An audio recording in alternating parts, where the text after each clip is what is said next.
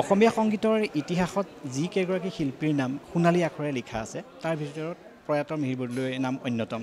এক বলিষ্ঠ কণ্ঠৰ অধিকাৰী শিল্পীগৰাকী বৰ্তমান আমাৰ মাজত নাই, যদিও তেওঁ গীতৰ মাজেদি সদায় আমাৰ মাজত জীয়াই ৰাখিব। এই মৃত্যুবাৰ্ষিকী উপলক্ষে তেওঁ জীয়ৰী প্ৰণতি বৰদলৈয়ে স্মৃতিস্মৰণ নামেৰে এটি অনুষ্ঠানৰ আয়োজন কৰিছে, য'ত নপুৰণি বহুতো শিল্পীয়ে গীত মাত পৰিৱেশন কৰিব। আহকচোন আমি একেলগে অনুষ্ঠানটো উপভোগ কৰোঁ।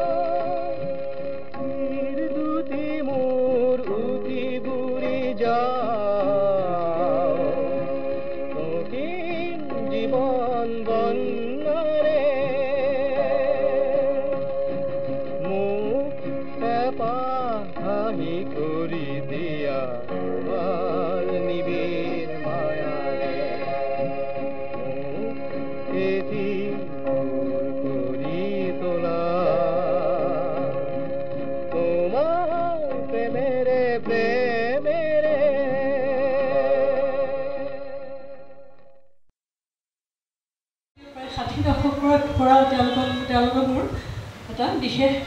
ভাল লগা এটা সম্বন্ধ আছিলে, শ্ৰদ্ধা কৰিছিলোঁ তেওঁ। এগৰাকী অকল যে তেওঁ গায়ক সেইটো নহয়, এগৰাকী কোন চিত্ৰকাৰো সকলোৱে জানে। আৰু বিশেষকৈ আৰু এটা কথা মই সদায় ক'ব খোজোঁ যে অতি মাৰ্জিতভাৱে তেওঁ এজন খুব ভাল হাস্যৰসিক। তেওঁৰ পাছত কিন্তু পশ্চিমা সংগীতৰ খুব ভালকৈ হয়।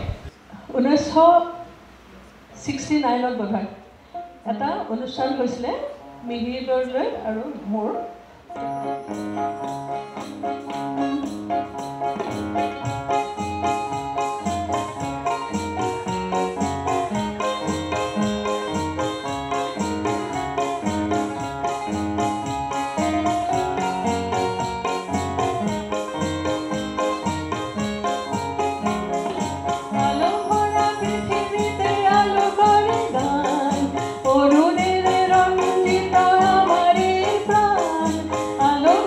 পৃথিৱী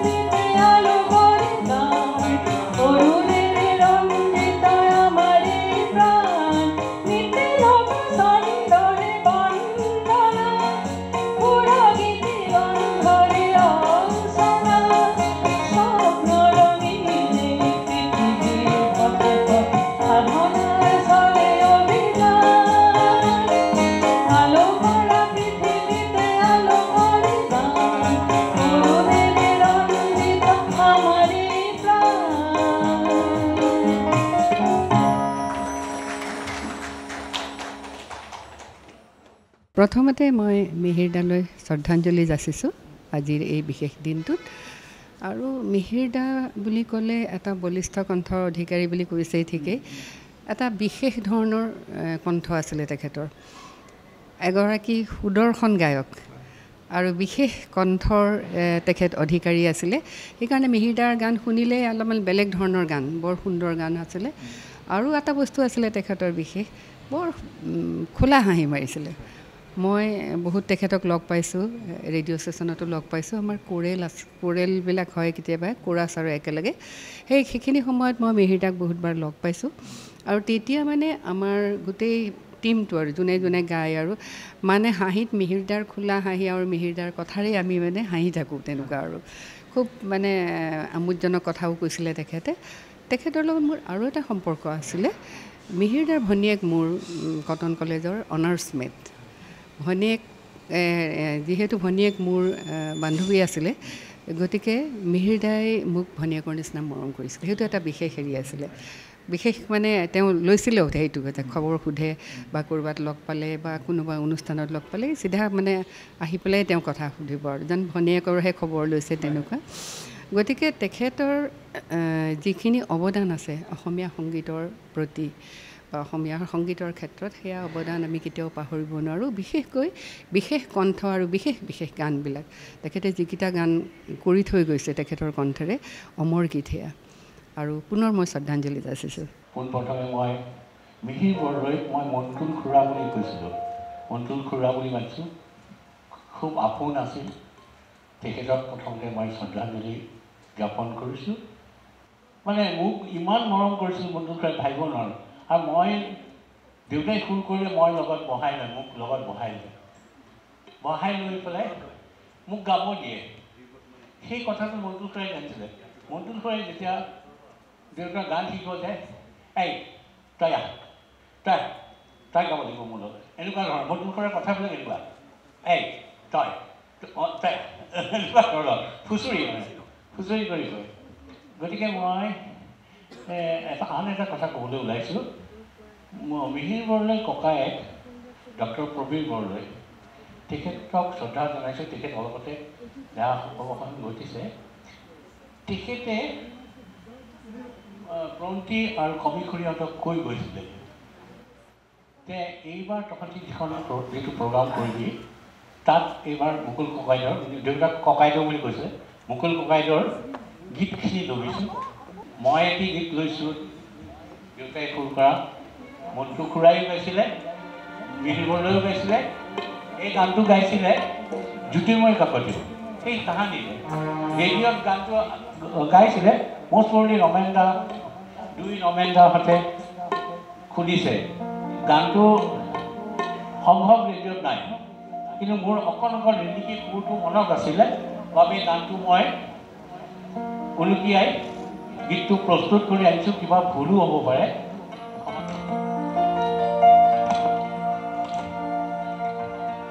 আকাশ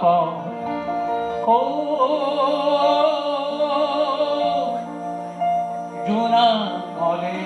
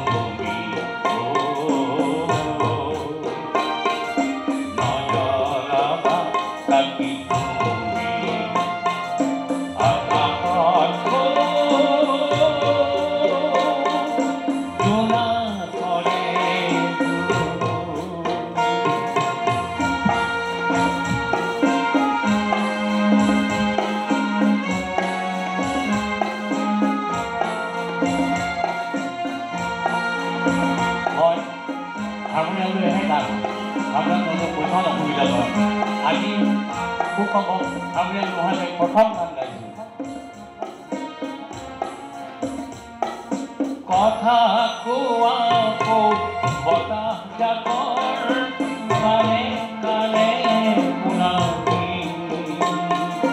কথা কোৱা বতাহ জাকৰ কানে কানে শুনাবি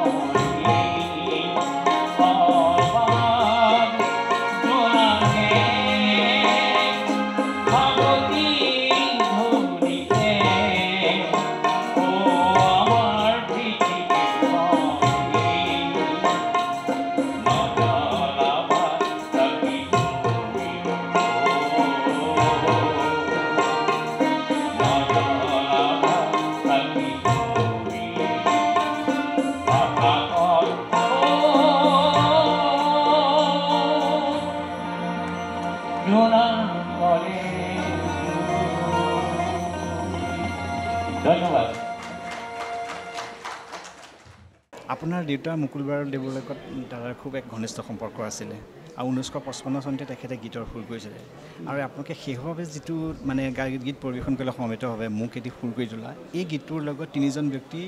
ৰাতি 12 বজালৈকে বোলে খুব চৰ্চা হৈছিলে মই জানিবলৈ পাওঁ নিৰ্মল প্ৰভা বৰদলৈ মিহিৰ বৰদলৈ আৰু মোৰ দেউতা মুকুল বৰুৱা আপোনাক সেইখিনি সময়ত কিবা কথা মনত পৰে নে বা দেউতাই আপোনালোকৰ কিবা কথা সেইখিনি সময়ত কি শ্বেয়াৰ কৰিছিলে নেকি সৌভাগ্যক্ৰমে মই কথা এটা ক'ব বিচাৰিছোঁ এই গানটোৰ সৃষ্টিৰ সময়ত আই ৱাজ প্ৰেজেণ্ট নিৰ্মল প্ৰভা বৰদলৈৰ ঘৰত এই গানটোৰ সৃষ্টি হৈছিলে আৰু মোক দেউতাই সদায় লৈ ফুৰে আৰু ময়ো সৰুকালিৰ পৰাই গান চান সুৰ কৰোঁ সেই সূত্ৰে দেউতাই মোক লৈ গৈছিলে আৰু নিৰ্মল প্ৰভা বৰদলৈক মই পেহী বুলি মাতিছিলোঁ গতিকে আৰু মিহিৰ বৰদলৈক মই মন্তুল খুৰা বুলি মাতোঁ গতিকে আৰু মই I was very much interested in music so' তেওঁ মোক লৈ গৈছিল যে আজি এটা গান কৰিব লাগিব মন্তুলৰ কাৰণে মন্তুল বুলি কৈছোঁ মিহিৰ বৰদলৈ গতিকে মই তই যাবি নেকি মই কৈছোঁ মইতো খুবেই ভাল পাওঁ মই আই লাৰ্ণ গতিকে মই গৈছিলোঁ সেইটোৱে মোৰ ভীষণ সৌভাগ্য আছিলে এই গানটোৰ সৃষ্টিৰ সময়খিনিত মই উপস্থিত থকাটো খুব ভাল আছিলে কি সুন্দৰ পৰিৱেশ নহয় তিনিগৰাকী বিশিষ্ট গীতিকাৰ মোৰ দেউতা এজন বিশিষ্ট সুৰকাৰ আৰু এজন বিশিষ্ট গায়ক বলিষ্ঠ কণ্ঠৰ অধিকাৰী গতিকে সেই মুহূৰ্তবিলাকৰ কথা পাহৰিব নোৱাৰোঁ আৰু সেইবিলাকে মোকো বহুত উৎসাহিত কৰিছিলে আৰু সেইধৰণেই মোৰ পিছলৈ এজন সুৰকাৰ হ'লোঁ হৈ পৰিলোঁ আৰু মই আজি এতিয়া আপুনি গীত পৰিৱেশন কৰিলে খুব ভাল লাগিল থেংক ইউ ভেৰি মাছ এই গানটো তাৰমানে লক্ষীৰা বাইদেৱে লিখা আৰু তাহানিতে মিহিৰ বৰদলৈ আৰু জ্যোতিৰ্ময় কাকতিক শিকাইছিলে দেউতাই দেই আমি তেতিয়া জোৰপুখুৰীৰ পাৰত থাকোঁ শিকাইছিলে কিন্তু পিছলৈ মিহিৰ বৰদলৈ এই গানটো ৰেডিঅ'ত গাইছিলে কিন্তু ভেৰি আনফৰ্চুনেট যে মানে গানটো ৰেডিঅ'ত পোৱা নাই কিন্তু মোৰ ৰিণিকি সুৰটো মনত আছে সেইধৰণে মই লক্ষীৰা বাইদেউৰ ঘৰলৈও গ'লোঁ গৈ পেলাই ক'লোঁ যে বাইদেউ গান এটা মোৰ মনত পৰিছে ৰিণিকি বাকী অকণমান শুদ্ধভাৱে আপুনি মনত যদি আপোনাৰ আছে মোক শিকাই দিয়কচোন বাইদেৱে খুব চেষ্টা কৰিলে কিন্তু নপৰে দেখোন সেই মনত নপৰে আল্টিমেটলি মই ঘৰত গৈ পেলাই অকণমান এয়া কৰোঁতে মোৰ মনলৈ আহিলে তাকে অকণমান ঠিক ঠাক কৰি লৈ পেলাই মই আজি পৰিৱেশন কৰিলোঁ থেংক ইউ ছ' মাছ গতিকে দেউতাই বিভিন্ন ধৰণৰ সুৰ কৰিছে ফ'ক ৱেষ্টাৰ্ণ এয়া কৰিছে এই মোকেদি সুৰ কৰি থোৱা বহুতখিনি ৱেষ্টাৰ্ণ ফ্লেভাৰ আছে তেনেকৈ ধৰণে ফ'কৰ গান কিছুমান বিভিন্ন আৰ্টিষ্টে গাইছে অসমৰ প্ৰতিগৰাকী শিল্পীয়ে গান দেউতাৰ সুৰৰ গীত গাইছে আৰু মিহিৰ বৰদলৈৰ কথা ক'বলৈ গ'লে অতি উচ্চ মানদণ্ডৰ এজন গায়ক আমাৰ মাজৰ পৰা আঁতৰি গৈছে আমি তেখেতৰ গীতসমূহ অকল মোৰ দেউতাৰ সুৰৰ বুলি নহয় তেখেতে গাই থৈ যোৱা সকলোখিনি গীত আমি যদি নতুন প্ৰজন্মৰ মাজলৈ লৈ যাব পাৰোঁ খুব ভাল হ'ব এইটো এটা ভাল প্ৰচেষ্টা হ'ব আৰু ভাবিছোঁ এইবাৰ মোক দায়িত্ব দিলে যিহেতু মোৰ দেউতাৰ সুৰ সেইকাৰণে তেওঁলোকে মোক মাতি পেলাই মোৰ ৰিলেশ্যনৰে হয় সিহঁতে মোক ক'লে যে বিপুল দা এইবাৰ গোটেই গানখিনি তুমি চাই দিব লাগিব গতিকে মই আহি চাই দিলোঁ ইয়াৰ বাহিৰেও বহুতো হেমন্ত গোস্বামী ৰাইশ্বৰ বৰদলৈ এনেকৈ কৰি বহুতৰ গীত গাল অনুপম চৌধুৰী এনেকৈ কৰি বহুতৰ গীত গাইছে গতিকে সেই গীতসমূহক সাঙুৰি একেলগ কৰি আমি নতুন প্ৰজন্মৰ মাজত কৰ্মশালাৰ জৰিয়তে হওক বা আন কিবা পদ্ধতিৰে আমি নিব পাৰিলে বৰ ভাল হয় মই তাকে আশা কৰিছোঁ ধন্যবাদ থেংক ইউ আচলতে মিহিৰ বৰদলৈ শ্বিলঙত কৰিছিলে তাৰ পৰা আহি কটনত কৰিলে মোতকৈ অকণমান 2-1 শ্ৰেণী ওপৰত আছিল তেওঁ কিন্তু আমি বন্ধুৰ দৰে আছিলোঁ এই অনুষ্ঠানবোৰতহে লগ পাওঁ এতিয়া ইণ্টাৰ কলেজ মিউজিক কম্পিটিশ্যন কিবা হ'ব সেইবোৰ হ'ব তেনেকুৱাবোৰত লগ পাই থাকোঁ আৰু তাৰপিছত শেষৰ ফালে মানে কেইবছৰমান আগতে জোৰপুখুৰী পাৰত মাজে মাজে মাতি লৈ যায় তাত এখন সংগীতৰ শিক্ষাও দিছিলে ৰাজেশ্বৰ বৰদলৈ ভুলু বৰদলৈ আহিছিলে মিহিৰেৱতী এনেকৈ যাওঁ মাজে মাজে ময়ো যাওঁ তাত গান শুনো তেওঁলোকে গায় আড্ডা দিওঁ এনেকৈ সেই সম্বন্ধতে আছিলে তেনেকৈ বিশেষকৈ মিহিৰেও মোৰ গান গোৱা নাই ময়ো মিহিৰৰ গান গোৱা নাই কিন্তু একেলগে আমি বহুতো অনুষ্ঠানত একেলগে ভাগ লৈছিলোঁ গীতমান কৰিছিলোঁ গতিকে ইয়াতকৈ আৰু বেছি কি ক'ম ঘপকৈ মনত নপৰে সকলোলৈকে পুনৰ ধন্যবাদ জনালোঁ 1956 চনত মই কটন কলেজত ভৰ্তি হৈছিলোঁ সেয়েহে নৱাগত সভাত শুনিছিলোঁ গুণদা দাসৰ কণ্ঠৰ লৈ যা মোক লুইতৰ পাগলী হ'ল পাছত বাইদেউ সোধাত মুকুল বৰুৱাই শিকোৱা বুলি ক'লে। গীতটো শুনি মই আপ্লুত আৰু অভিভূত হৈছিলোঁ। সেই সময়ত মুকুল দা উজান বজাৰৰ বেলিৰাম দাসৰ ভাড়াঘৰত থাকে। সেই সময়ত মুকুল দাই পুৰণি গায়ক শিল্পীসকলক তেখেতে সুৰ দিয়া গীতবোৰ শিকাইছিল। তেতিয়াৰ চামৰ শিকাৰুসকলৰ ভিতৰত আছিল গুণদা দাস, জ্যোতিৰ্ময় কাকতি, হালিমা বকত, ৰেহানা আখতাৰ হান্নান, বীণাপাণি শৰ্মা, শেৱালী দেৱী, যোগেশ বৰুৱা প্ৰমুখ্যে শিল্পীসকল। মুকুল দাই সকলোকে চুটিকৈ মাতিছিলে নামটো, যেনে জ্যোতিৰ্ময় দাক যতু, খগেনক খণ্ড, আনোৱাৰক আনু, অপূৰ্বক অপু ইত্যাদি। আজি এই স্মৃতিচাৰণ অনুষ্ঠানটো বিশেষকৈ নামেই যাৰ পৰিচয় মুকুল বৰুৱা আৰু মিহিৰ বৰদলৈ, নামেই যাৰ পৰিচয়, গতিকে নতুনকৈ আকৌ পৰিচয় দিয়াৰ কোনো মই যুক্তি দেখা নাই। সুন্দৰ এটা অনুষ্ঠান, ভাল লাগিছে আজি আহি, এইকাৰণে ভাল লাগিছে এটা সময়ত এনেকুৱা ধৰণৰ ব্যক্তিক আমি যে লগ পাইছিলোঁ, ইমান ফূৰ্তি কৰিছিলোঁ, সংগীতৰ মাধ্যমেৰে কেনেকৈ ফূৰ্তি কৰিছিলোঁ। আজিকালি যদি ল'ৰা ছোৱালী কওঁ তেওঁলোকে গল্প বুলি ক'ব, এই সাধু কথা কৈছা নেকি এনেকুৱা ধৰণৰ। গতিকে সেই পৰিৱেশ এতিয়া এই পৰিৱেশ নাই, সঁচা কথা ক'ব লাগে, সেনেকুৱা পৰিৱেশ এতিয়া নাই। এইকাৰণে কৈছোঁ যে আমি খুব উৎপত্তি আছিলোঁ। ঠিক সেই সময়ত আমি যি কাম কৰিবলৈ সমান্তৰাল হিচাপে কামো কৰিছিলোঁ, গালিও খাইছিলোঁ। গালি খোৱাৰ কাৰণে আমি ভাল পাইছিলোঁ যে গালি এনেই পৰা নাই, কিবা এটা কাৰণতে গালি পাইছিলোঁ। যে নহওক গোটেই সামৰি লৈছিলোঁ। মিহিদাৰ ছবিখন, মিহিদা বুলি ক'লে মিহিদা যে জীৱন্ত এতিয়া আহিব, এই ৰমেন কি খবৰ, এনেকুৱা এটা মানে ভাৱ এটা যেন এতিয়া ক'ৰবাত ঘূৰি ফুৰিছে নেকি তেনেকুৱা লাগে। কাৰণ কিয় কৈছোঁ, এটা উদাত্ত কণ্ঠ বুলি ক'লে একেবাৰে উদাত্ত কণ্ঠ, আৰু কণ্ঠ বুলি ক'লে একেবাৰে পুৰুষ কণ্ঠ, যিটো মেইল ভইচ বুলি আমি কওঁ, পুৰুষ কণ্ঠ। আৰু সেই সময়ত সেইকাৰণে মিহিদাক লগ পাওঁতে আমি বিশেষকৈ ৱেষ্টাৰ্ণ নাম্বাৰবিলাক খুব শুনিছিলোঁ। সেইকাৰণে মই আমি কৈছোঁ মিহিদা জিম ৰিপছ, মনত পেলাই দিওঁ জিম ৰিপছৰ কি সুন্দৰ গানবিলাক আছে, একদম বেছ ভইচত যি সুন্দৰ মানে মেলোডি ভইচ এটা আহি যায় ন, গান শুনি থাকিব মন যায়। যেনক মিহিদা আহিলে সঁচাকৈ কিবা এটা লাইট এটা জ্বলি চিনি ক'ব পৰা আহে নেকি, এনেকুৱা পোহৰ কেনেকৈ আছিল ক'ব নোৱাৰোঁ। কিন্তু মিহিদা অকল যে গান গাইছিল এনেকুৱা নহয়, মিহিদাৰ আৰু 3-4টা গুণ আছিলে, বহুতে নাজানিব পাৰে, হয়তো জানিবও পাৰে। মিহিদা এটা খুব ভাল আৰ্টিষ্ট আছিলে, সুন্দৰ ছবি আঁকিছিলে। কাৰণ সেই ছবি অঁকাৰ কথা এটা মই কেতিয়া ক'ব খুজিছোঁ, মিহিদা যে বাগানত আছিলে,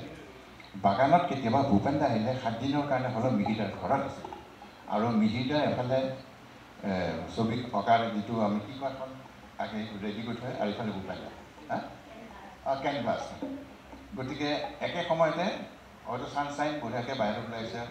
মিহিদা আঁকিছে, ইফালে ভূপেন দা আঁকিছে। যেতিয়া সেই ক'ব আদান প্ৰদান, ভূপেন দা এইটো মিহিদা ল'ব, মিহিদাটো ভূপেন দা ল'ব। আনকি মিহিদা যি সময়ত ছবি আঁকিছিলে সেই সময়ত বাহিৰৰ পৰা চাহাব কিছুমান আহিছিলে, প্ৰত্যেকটো চাহাবকে কিন্তু এখন বঢ়িয়া ধুনীয়া তেওঁলোকে প্ৰেজেণ্ট কৰিছিল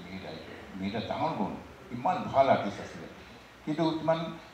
নিজৰ চিন্তা নকৰে, মানে প্ৰকাশ ভংগীৰ কাৰণে কথা নাই, মই যিটো আঁকিছোঁ মই ভাল পাই সেইখিনি আঁকিছোঁ। গতিকে কেইবাটাও গুণ আছে। আৰু সেই সময়ত আকৌ মুকুলদাৰ কথাটো যদি আহোঁ, মুকুলদাৰটো মুকুলদাই যে সুৰবিলাক ক'ৰ পৰা পাইছিলে, কেনেকৈ আনিছিলে, মাটি একেবাৰে গুণ থকা সুৰ, সেই গুণ থকা সুৰটোৰ লগত 3-4টা আকৌ, যেনে যদি চাৰিটা যদি হয় অন্তৰাটো হয়তো ক্লাছিকেল বেজ এটা সোমাই দিলে, আকৌ তেনেকৈ ফোক চঙৰ মাজত সোমাই দিলে, আকৌ মডাৰ্ণ টাচ কৰিলে। গতিকে এনেকুৱা ভাবিলে আচলতে কিন্তু ক'ৰ পৰা সেই গুণবিলাক পাইছিলে, ইমান ধেমালি কথা নহয় কিন্তু। আৰু চিৰস্থায়ী গানবিলাক সদায় ভাল লাগে। আৰু প্ৰতিটো গানৰ পৰিৱেশবিলাক বেলেগ। গতিকে এই দুটা জ্যোতি, ইফালে মুকুলদাৰ সুৰ, ইফালে জ্যোতিৰ্ময় কাকতি হওক বা মিহিদাৰ কণ্ঠ, এই দুইটা মিলি এটা অপূৰ্ব সৃষ্টি এটা হয়। মিহিদাৰ বাগিচাত মিহিদাক ক'লোঁ, মিহিদা এটা গান গাবলৈ, হয় নেকি, হ'ব দিয়া, কিন্তু আপোনাৰ একদম যিটো একদম জিম ৰিপছ ভইচ, সেইটো মোক পইচা লাগিব। দা দা দা দা দা দা দি, এই যে ক্ৰমেটিক বস্তু আছে, দা দা দা দি, এটা মিহিদাই বৰ সুন্দৰকৈ দিছিলে। দা দা দা দা দা দা দা, বঢ়িয়া, কোনোবা এটা গাই দিলে নেক্সট লাইনটো। আৰু যিয়ে নহওক এই যে উদাত্ত কণ্ঠৰে যিটো, আৰু ৰোমেণ্টিক চং, মানুহজনে এনেই ৰোমেণ্টিক। আৰু সেই সময়ত মিহিদা যিটো অৱস্থাত ঘূৰি ফুৰিছিলে, বৌ আছে কাৰণে এতিয়া তথাপিও ক'ব বাধ্য হৈছোঁ। আৰু এই 4-5জনী ছোৱালী মানে অকাশে চবফালে ঘূৰি চায়ে থাকে মিহিদা, এনেকুৱা আছিলে মিহিদা। দাদা আজি প্ৰয়াত মিহিৰ বৰদলৈদেৱৰ মৃত্যুবাৰ্ষিকী আপোনালোকেতো তেখেতক খুব ভালকৈ পাইছে সেই সময়ৰ কথা কিবা মনত পৰে নেকি এই সময়ছোৱাত প্ৰথম কথা মিহিৰ দাক মই শ্ৰদ্ধা জনাইছোঁ আজি এই মুহূৰ্তত বহুত সৰুৰে পৰা পাইছোঁ মিহিৰ দাক মিহিৰ বৰদলৈ বুলি ক'লে সকলোৱে চিনি পায় বেলেগে ক'ব নালাগে তথাপি মই সৰুকাল চোৱাতে পাইছোঁ আমাৰ ঘৰৰ লগত খুব ভাল সম্বন্ধ মোৰ দাদা বলেন হাজৰিকা জয়ন্ত দাৰ লগত গানৰ যদিও বয়সত ডিফাৰেঞ্চ আছে মিহিৰ দাই পাইছে আৰু ময়ো এটা সময়ত মিহিৰ দাক এইটো 77ৰ কথা মিহিৰ দা মই মোকো লৈ গৈছে বঙাইগাঁৱত গান গাবলৈ গৈছে বিহুত 15 এপ্ৰিল আছিলে মিহিৰ দা বুলু বৰদলৈ ৰাজেশ্বৰ বৰদলৈ তেওঁৰ গ্ৰুপটো আৰু মিহিৰ দা আৰু মই আমি বঙাইগাঁৱত গান গাবলৈ গৈছোঁ মিহিৰ দাই মানে মোক খুব এনকাৰেজ কৰিছে মই বহুত দিন বিৰতিৰ পিছত গানলৈ আহিছোঁ তেতিয়া আহোঁতে মিহিৰ দাহঁতে খুব মোক এনকাৰেজ কৰিছে বুলু দা মিহিৰ দা আৰু বঙাইগাঁও বিহুতলিত মানে এনাউন্স মিহিৰ দাই কৰিছে মোৰ নামটো সেইবোৰ কথা মনলৈ আহিছে আজি সদায় মনত পৰে আৰু মিহিৰ দাৰ মানে গান আমি শুনিবলৈ ৰৈ থাকোঁ সৰুতে মিলি গ'ল চাকনৈয়াৰ গান তাৰপিছতে মোক এটি সুৰ কৰি তোলে ইমান সুন্দৰ গান আৰু মিহিৰ দাৰ কণ্ঠৰ কথা ক'বলৈ কাৰো লগত তুলনা নহয় মিহিৰ দাৰ কণ্ঠটো ইমান বোল্ড ইমান মানে মেনলি মিহিৰ দাৰ আৰু ইমান সুন্দৰ গাইছিলে গান গতিকে মিহিৰ দাক আমি হেৰুৱালোঁ অসমৰ এটা মানে কণ্ঠ সংগীতৰ জগতত মিহিৰ দাৰ নাম সদায় ৰৈ যাব আৰু এইটোৱে কামনা কৰিছোঁ মিহিৰ দা য'তে আছে ভালে থাকক মিহিৰ দা আৰু বহুত কথা আছে ক'বলৈকে কেতিয়াবা ক'ম ধন্যবাদ প্ৰথমেই মই অসমৰ স্বনামধন্য সকলোবোৰ ইয়াত শিল্পী আছে মইতো ইয়াত যেতিয়া বিল্লবাইদেউ কৈছে ভয় লাগিছিল মিহিৰ বৰদলৈৰ লগত গাবলৈ এতিয়া মিহিৰ বৰদলৈ এই ফাংচনটোত গাবলৈ মোৰ আজি ভয় লাগিছে ইমানখিনি অগ্ৰজ শিল্পীৰ সন্মুখত আমাৰ লগত মিহিৰ দা ইয়াতে আছে ৰমেন দাই কৈ গৈছে মুকুল দা ইয়াতে আছে সেই দুগৰাকী আৰু গোটেই বহুত আছে কিন্তু সেই দুগৰাকী আজি যেন ইয়াতে থাকি চাই আছে সেইকাৰণে মই পোনপ্ৰথমে ক্ষমা বিচাৰিছোঁ যে মোৰ যদি ভুল হয় ক্ষমা কৰিব মই এটা গান যিটো গাবলৈ লৈছোঁ এইবাৰ সাধাৰণতে এই গানটো আজিলৈকে কেতিয়াও গোৱা নাছিলোঁ কালি ৰাতিলৈকে কেতিয়াও গোৱা নাছিলোঁ কালি ৰাতি আমি কথা পাতোঁতে বিপুলেও ক'লে যে এই গানটো তুমি গোৱা গান কোনো গোৱা নাই আৰু গানটো অকণমান বেলেগ ধৰণৰ হ'ব মিহিৰ দা যে অকল এজন ৰোমেণ্টিক ছিংগাৰ আছিলে তেনেকুৱাই নহয় বা তেখেতৰ গানবিলাকৰ যিটো পেথছ আছিলে অকল সেইটোৱে নহয় তেখেতে কিছুমান এনেকুৱা গান গাইছে আমি যে ক'লোঁ তেখেতে অলপমান মানুহক হহুৱাইও ভাল পাইছিলে সেই চাকনৈয়া নামৰ বোলছবিখনত এটা গান গাইছিলে আমি সৰুতে শুনা সেই গানটো মই আজি চেষ্টা কৰিবলৈ লৈছোঁ মোৰ ভুল হ'বই মই জানো কিন্তু ভুল হ'লেও মোক গান ক্ষমা কৰে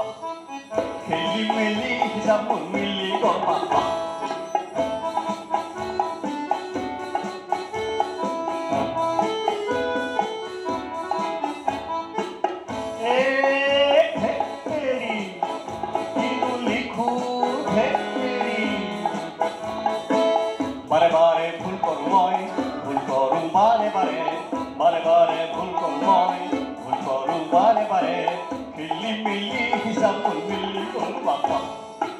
খেলি মেলি হিচাপত মিলি গ'ল বাপা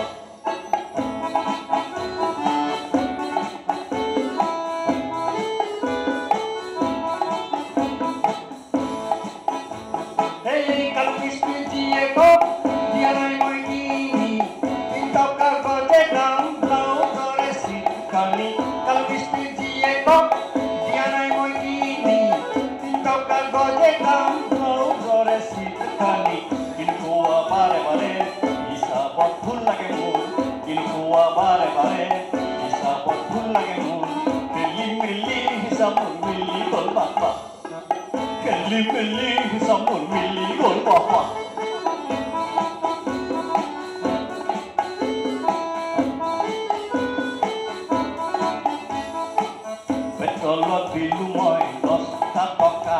সৌৰভীকুলে দিব লাগে 1.5 টকা পেট্ৰলত দিলোঁ মই 10টা টকা সৌৰভীকুলে দিব লাগে 1.5 টকা একিটি ধূমপান পুৱনৰ বিটনাত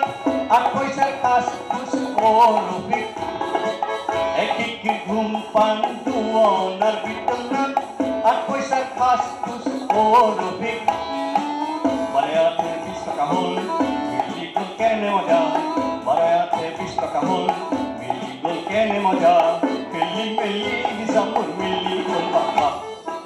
খেলি মেলি হিচাপত মিলি গ'ল বাপা মিলি গ'ল মিলি গ'ল মিলি গ'ল মিলি গ'ল মিলি গ'ল মিলি গ'ল মিলি গ'ল মিলি গ'ল মিলি গ'ল মিলি গ'ল মিলি গ'ল মিলি গ'ল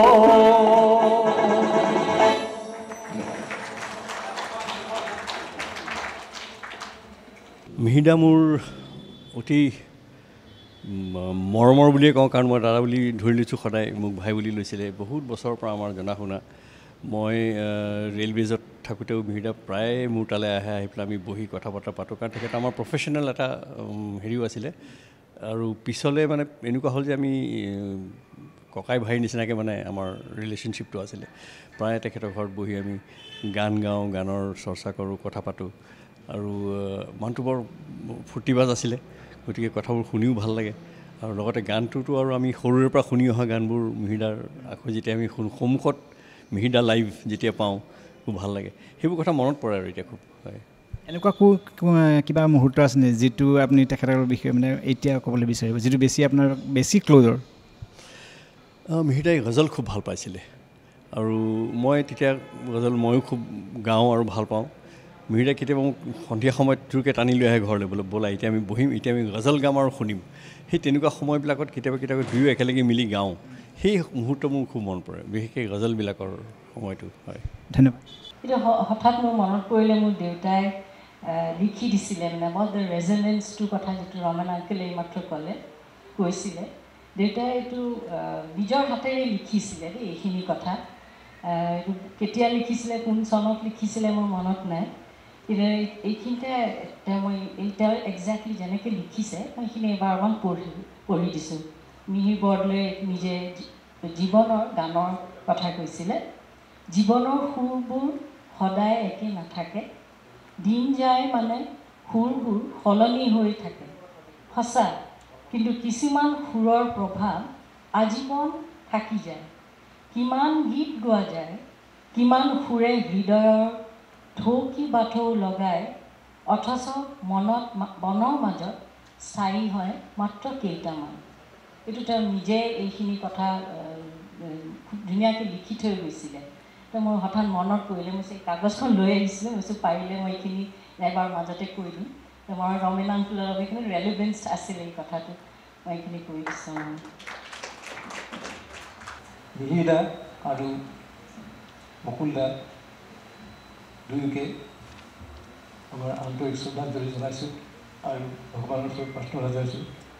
তেওঁলোক য'তে থাকে ভালে থাকক সুখত থাকক শান্তিত থাকক আমাক আশীৰ্বাদ কৰক ওপৰৰ পৰা মই দুখেৰ কথা আপোনালোকক জনাওঁ যে মই কেইদিনমান আগতে এটা দুৰ্ঘটনাত আঘাতপ্ৰাপ্ত হৈছিলোঁ মোৰ হিপ জইণ্টটো ইমপ্লেণ্ট কৰা হৈছে সেইকাৰণে মই উঠিব নোৱাৰিলোঁ ষ্টেজত উঠি আপোনালোকক ক'ব নোৱাৰিলোঁ দুখৰ কথা গতিকে মোক ক্ষমা প্ৰয়োজন মিহিৰদাৰ প্ৰথম আমি তেখেতৰ কণ্ঠৰ লগতে পৰিচয় দেই। তেখেতৰ গান শুনিছোঁ, গান শুনি কৈছোঁ এই ইমান মানুহৰ গান শুনিছোঁ, কিন্তু এইজন মানুহৰ গানৰ কিবা এটা ব্যতিক্ৰমী কণ্ঠত কিবা ব্যতিক্ৰম অন্তৰত লাগি যায় দেখোন,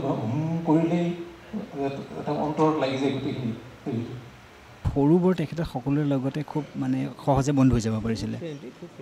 সেইখিনি সময় কিবা কথা এইখিনি সময়ত আপোনাৰ মনত পৰিছে নেকি? তেখেতৰ লগত মোৰ বহুতেই আছে, আমোদজনক ঘটনা বহুত আছে, ক'ব গ'লে মানে বহুত সময় ল'ব। কিন্তু মিহিৰদাক আমি সৰুৰ পৰাই মিহিৰদাৰ ভইচটোৱে আমাৰ সৰুৰ পৰা অলপ সংগীতৰ প্ৰতি ৰাপ আছিলতো। মিহিৰদাৰ ভইচটো শুনি পেলাই যে এনেকুৱা ভইচটো কাৰো শুনা নাই। এই বিদেশী গায়ক আমাৰ জিম ৰিপছ আমি জিম ৰিপছ অসমৰ জিম ৰিপছ বুলি কৈছিলোঁ। আৰু যেতিয়া ৰেডিঅ'ত যেতিয়া গান আহে আমি ভলিউমটো কমাই দিবলৈ কওঁ, মানে কেনেবাকৈ সেই স্পীকাৰৰ ডায়েফ্ৰাম ওলাই দৌৰ মাৰিব, ইমান শক্তিশালী ভইচ। তাৰপিছত মোৰ এটা সৰুৰ পৰা এটা আশা পুহি ৰাখিছিলোঁ যে এইজন মানুহৰ মই যদি কেতিয়াবা সুযোগ পাওঁ গান কৰিবৰ কাৰণে, বোলছবিতে হওক বা এনেই যেনেকৈ নহওক গান সুৰ কৰিবলৈ যদি কাৰোবাৰ এটা গোৱাবৰ যদি সুযোগ পাওঁ, এইজন মানুহক মই ল'মেই। কিন্তু এইজন মানুহৰ গোটেই মই গান এটা হ'লেও গোৱাম। তাৰপিছতে এনেই লগ পাওঁ, হেৰি ফাংচন লগ পাওঁ, ভাল এটা সম্বন্ধ গঢ়ি উঠিল। এই যেতিয়া মোৰ চিনেমাৰ কথাটো আহিলে, আমাৰ হোম প্ৰডাকশ্যন যিটো হ'ল কাজিৰঙা কাহিনীখন, তেতিয়া মই দেউতাক ক'লোঁ যে দেউতা মই এজন মানুহক মই কৰোঁ বিহু কৰিলোঁ, সিটো সাংঘাতিক ভাল গাই ল'ব পাৰোঁ, কথা নাই। তো কৰিলোঁ। এটা আমোদজনক ঘটনা কওঁ দেই মই এইখিনিতে, মানে তেওঁ যেতিয়া আমাৰ যেতিয়া ৰেকৰ্ডিং হ'ব 71 চনৰ জুন মাহত হৈছে, তেনেকুৱা ৰেকৰ্ডিং হ'ব। আৰু আমি কলিকতালৈ যাম, তাত ৰেকৰ্ডিং হ'ব টেকনিচিয়ান ষ্টুডিঅ'ত। আৰু মিহিৰদাই ইতিমধ্যে তেওঁ ব্ৰুকমণ্ডত চাকৰি কৰিছিলে, কিবা এটা কামত অফিচিয়েল কামত তেওঁ কলিকতাতে আছে। তেতিয়া মই সেইমতে সময়টো মিলাই লৈছোঁ আৰু দেই, লৈ পেলাই ষ্টুডিঅ' সেইমতে বুক কৰিছোঁ। তাৰপিছতে ৰেকৰ্ডিঙৰ দিনা টেকনিচিয়ান ষ্টুডিঅ'ত চব মিউজিচিয়ান চব আহি গ'ল। আৰু 2টাৰ পৰা ৰেকৰ্ডিং, তাতো খুব চিনচিয়াৰ মানুহবিলাক মিউজিচিয়ানখিনি চব ৰেডি, আমিও ৰেডি হৈ গ'লোঁ। মিহিৰদাটো দেখা দেখি নাই, 2টা বাজি গ'ল, 3টা বাজিলে, তেতিয়া মোবাইল ফোন নাই। অফিচলৈ ফোন কৰিছোঁ, কৈছে নাই তেওঁ অফিচৰ পৰা ওলাই গৈছে। নাই 4টামান বজাত টেক্সি এখন লৈ আহিছে, আহি পেলাই এগালমান ফাইল লৈ আহিছে। মই আৰু মিহিৰদাৰ হাতৰ পৰা ফাইল লৈ চকী এখন মিহিৰদা বোলো গান গাব লাগে। তেতিয়া ৰেকৰ্ডিষ্টজনে মোক কৈছে যে অনুপম তুমি এটা কৰোঁ না, সত্যেন চেটাৰ্জী দেই, তেখেত খুব ডাঙৰ ৰেকৰ্ডিষ্ট। আৰু তেওঁ কৈছে এটা কৰোঁ না, ওনাকে একটু চা টা দেও, একটু রেস্ট নিতে দাও, তারপর গান করবে, তখন নহ'লে খারাপ হয়ে যাবে গানটো। তাৰপিছত মই ঠিক আছে এনেকৈ কৰিলে। তেওঁ মানে গৰমত, জুন মাহৰ গৰম, বাৰাণ্ডাতে বহিছে, ভিতৰত সোমোৱা নাই, মাত তাত বহিব বুলি, মানে চোলা তোলা চব খুলি গেঞ্জিটো চেণ্ডৰ গেঞ্জি পিন্ধি বহি আছে। তেন্তে কৈছে আরে বাপরে অনুপম তুমি কাকে নিয়ে এলে, উনি তো বডি বিল্ডার, গান গাইতে পারবে, কি বডি বাপরে ভদ্রলোকে। বলছো দেখবেন তো যখন গাবে তখন আপনি শুনবে। তাৰপিছতে যেতিয়া গান গাইছে অপূৰ্ব গাইছে আৰু বঢ়িয়া। আৰু সেইখিনি কথা মই কওঁ আজি, ধুনীয়াকৈ গাইছে। হয়তো তেতিয়া সত্যেন দাই কৈছে অনুপম তুমি ভুল কৰ নি, যে ওনাৰ এই ভদ্ৰলোকেৰ বডি যেৰকম, ভয়েসও সেই ৰকমই, একদম ভালো ভয়েস নিয়ে এসছো তুমি, এইটো মানে বৰ আমোদজনক কথা। আৰু তেখেতে মানে ইমান প্ৰাণ দি গানকেইটা গাইছে। তেওঁতো সদায় তেনেকৈ গায়, যিটো গানেই তেওঁৰ বহুত। আৰু তেওঁৰ এটা সাংঘাতিক গুণ আছিলে কি, এজন কম্প'জাৰ যেতিয়া সুৰ এটা কৰে, সুৰটো কৰোঁতে তেওঁৰ মতে তেওঁ সুৰটো কৰিলে, কিন্তু এই যে যিজন গায়ক তেতিয়াহে তেওঁ শিল্পী বুলি কৈ পাৰে, যেতিয়া তেওঁৰ নিজৰ যিটো সৃজনীশীল শক্তি, কল্পনা, তাৰ দ্বাৰা সেই গানটোক আৰু মানে ৰহণ চৰাব পাৰিব, ৰহণ চৰাই তাক এটা অনন্য মাত্ৰা দিব পাৰে। এই মানে মিহিৰদাৰ সেইটো আছিলে, মানে তেওঁৰ গলাত যেতিয়া গানটো পৰিব, তেওঁৰ সেই সৃষ্টিশীল শক্তি, সেইটো ভগৱান প্ৰদত্ত বস্তু সেইবিলাক। তেওঁৰ গলাত মানে তেওঁৰ কণ্ঠত গানটো পৰাৰ লগে লগে সি বেলেগ এটা চেহেৰা পায়, গানটো মানে বেলেগ মাত্ৰা পায়, সি এটা বহুত ওপৰৰ মাত্ৰা পাই যায় সি। গতিকে সেই গুণটো আমাৰ মিহিৰদাৰ আছিলে। আৰু অকল গান বুলি নহয়, ছবিও খুব ভাল লাগিছিল তেওঁ, দেখা যায় বহুতখিনি আমি দেখিছোঁ ছবি। গতিকে আৰু মানুহজনতে পাৰফেক্ট জেণ্টলমেন এজন, তেওঁৰ কোনো কমপ্লেক্স নাই, নাথিং। তেওঁলোকক বহুত সৰু, আমিতো তেওঁলোকক বহুত সৰুৱেই, আমাৰ লগত যেনেকৈ এটা বন্ধুত্বপূৰ্ণ ব্যৱহাৰ কৰিব, ডাঙৰ এজন তেওঁলোকে বহুত ডাঙৰ মানুহৰ লগতো তেনেকুৱাই কৰিব। এইখিনি খুব ভাল হৈ আছিল তেওঁ সেইকাৰণে আজি ইমান দিন তেওঁ আজি অমৰ হৈ আছে এজন এনেকুৱা শিল্পী এজন আমি কওঁ যে জিম ৰিভছ নাই এতিয়া আৰু কোনে গাব গান সেই গান কোনে গাব মিহিৰ বৰদলৈদেৱক আন্তৰিক শ্ৰদ্ধাঞ্জলি জনাইছোঁ দুয়োগৰাকী শিল্পীক মই সৰুৰ পৰাই পাইছিলোঁ মিহিৰদা বুলি কৈছিলোঁ আৰু তেখেতটো খুব ভাল গজলো গাইছিলে আৰু কেতিয়াবা তেওঁ খুব ভাল কিবা গজল এলবাম ওলালে মোলৈ ফোন কৰিছিলে কৰি মোক তেওঁ প্ৰায়ে কৈছিলে এই গানটো গজলটো শুনিছানে তাৰপিছত মোক আমি ডিছকাছ কৰিছিলোঁ বহুত কথাই তাৰপিছত আকাশবাণীত বহুতবাৰ তেখেতৰ দেখিলে কোৰেল চং গোৱা মোৰ মনত আছে আৰু আমাৰ ঘৰুৱা সম্পৰ্ক এটাও আছিলে আৰু যি হওক আপোনালোক সকলোৱে কৈছে আজি তেখেতৰ এটি কালজয়ী গীতটি লিখিছে লক্ষ্যহীৰাত আছে আৰু সুৰ প্ৰয়াত মুকুল বৰুৱাদেৱৰ সেই গীতটি অলপ গাব চেষ্টা কৰিছোঁ আজি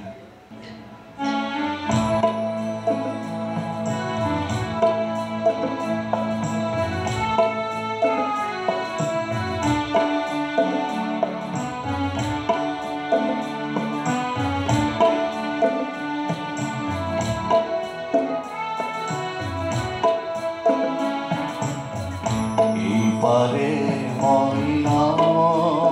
দিগম এই পারে মইনার দিগম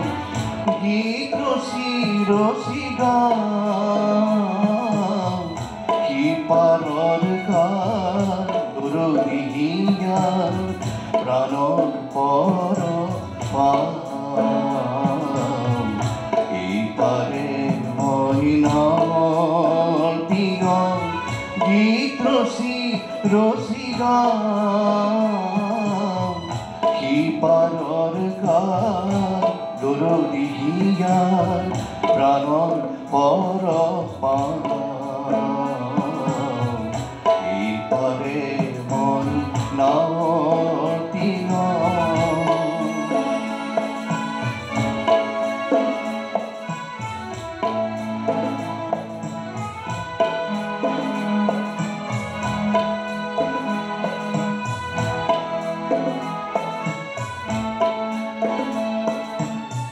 লুই তরে ধৌ কিবাথ প্ৰণয়ৰে গীতিকা শুনি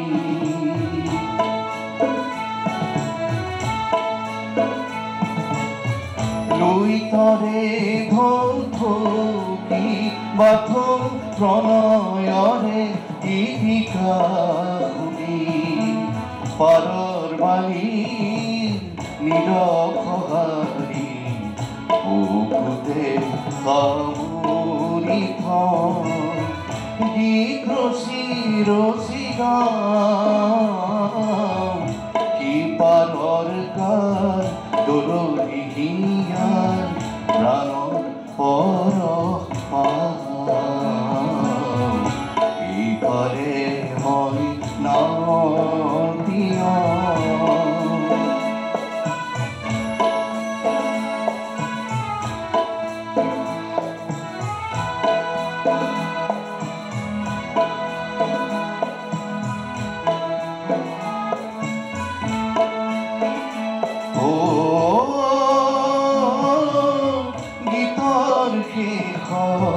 লুই ততে মোৰ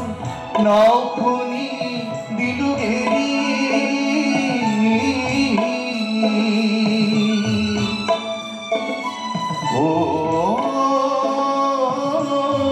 গীতৰ শেষত লুই ততে মোৰ নাওখনি দিলো এৰি মেলানি মাগিলো জীবন লহরি মেলানি মাগিলো জীবন লহরি নীরবে আতরি এই পারে মইনার দিগম গীত রসি রসি যাম কি পারর কার দরদিহিয়ার প্রাণর পর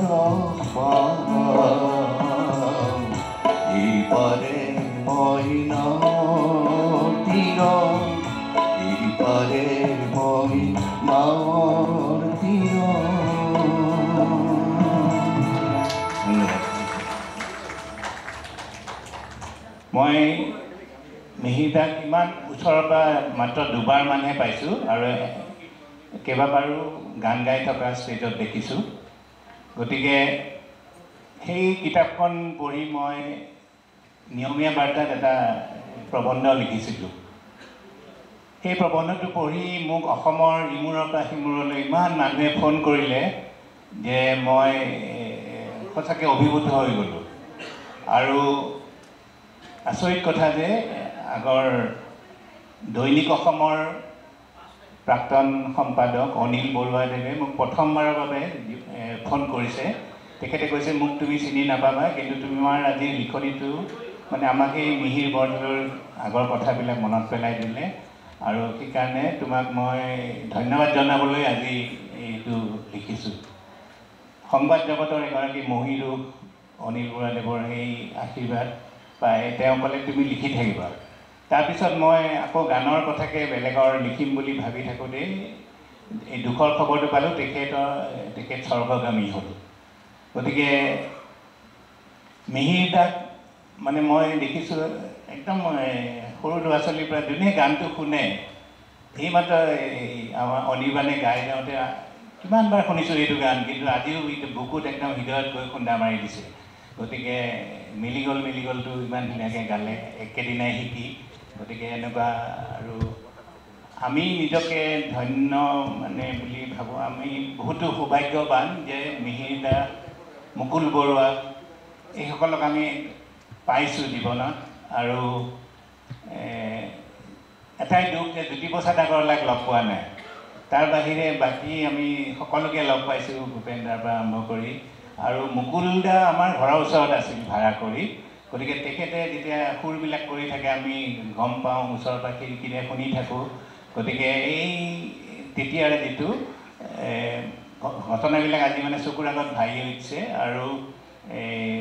মই দেউতাৰ লগত মিহিৰদাৰ এটা কথোপকথনৰ কথা অকণমান ক'ম। 1998 চনৰ কথা এটা মনত পৰিছে। তেতিয়া মোৰ দেউতা লক্ষধৰ চৌধুৰী জীয়াই আছিল।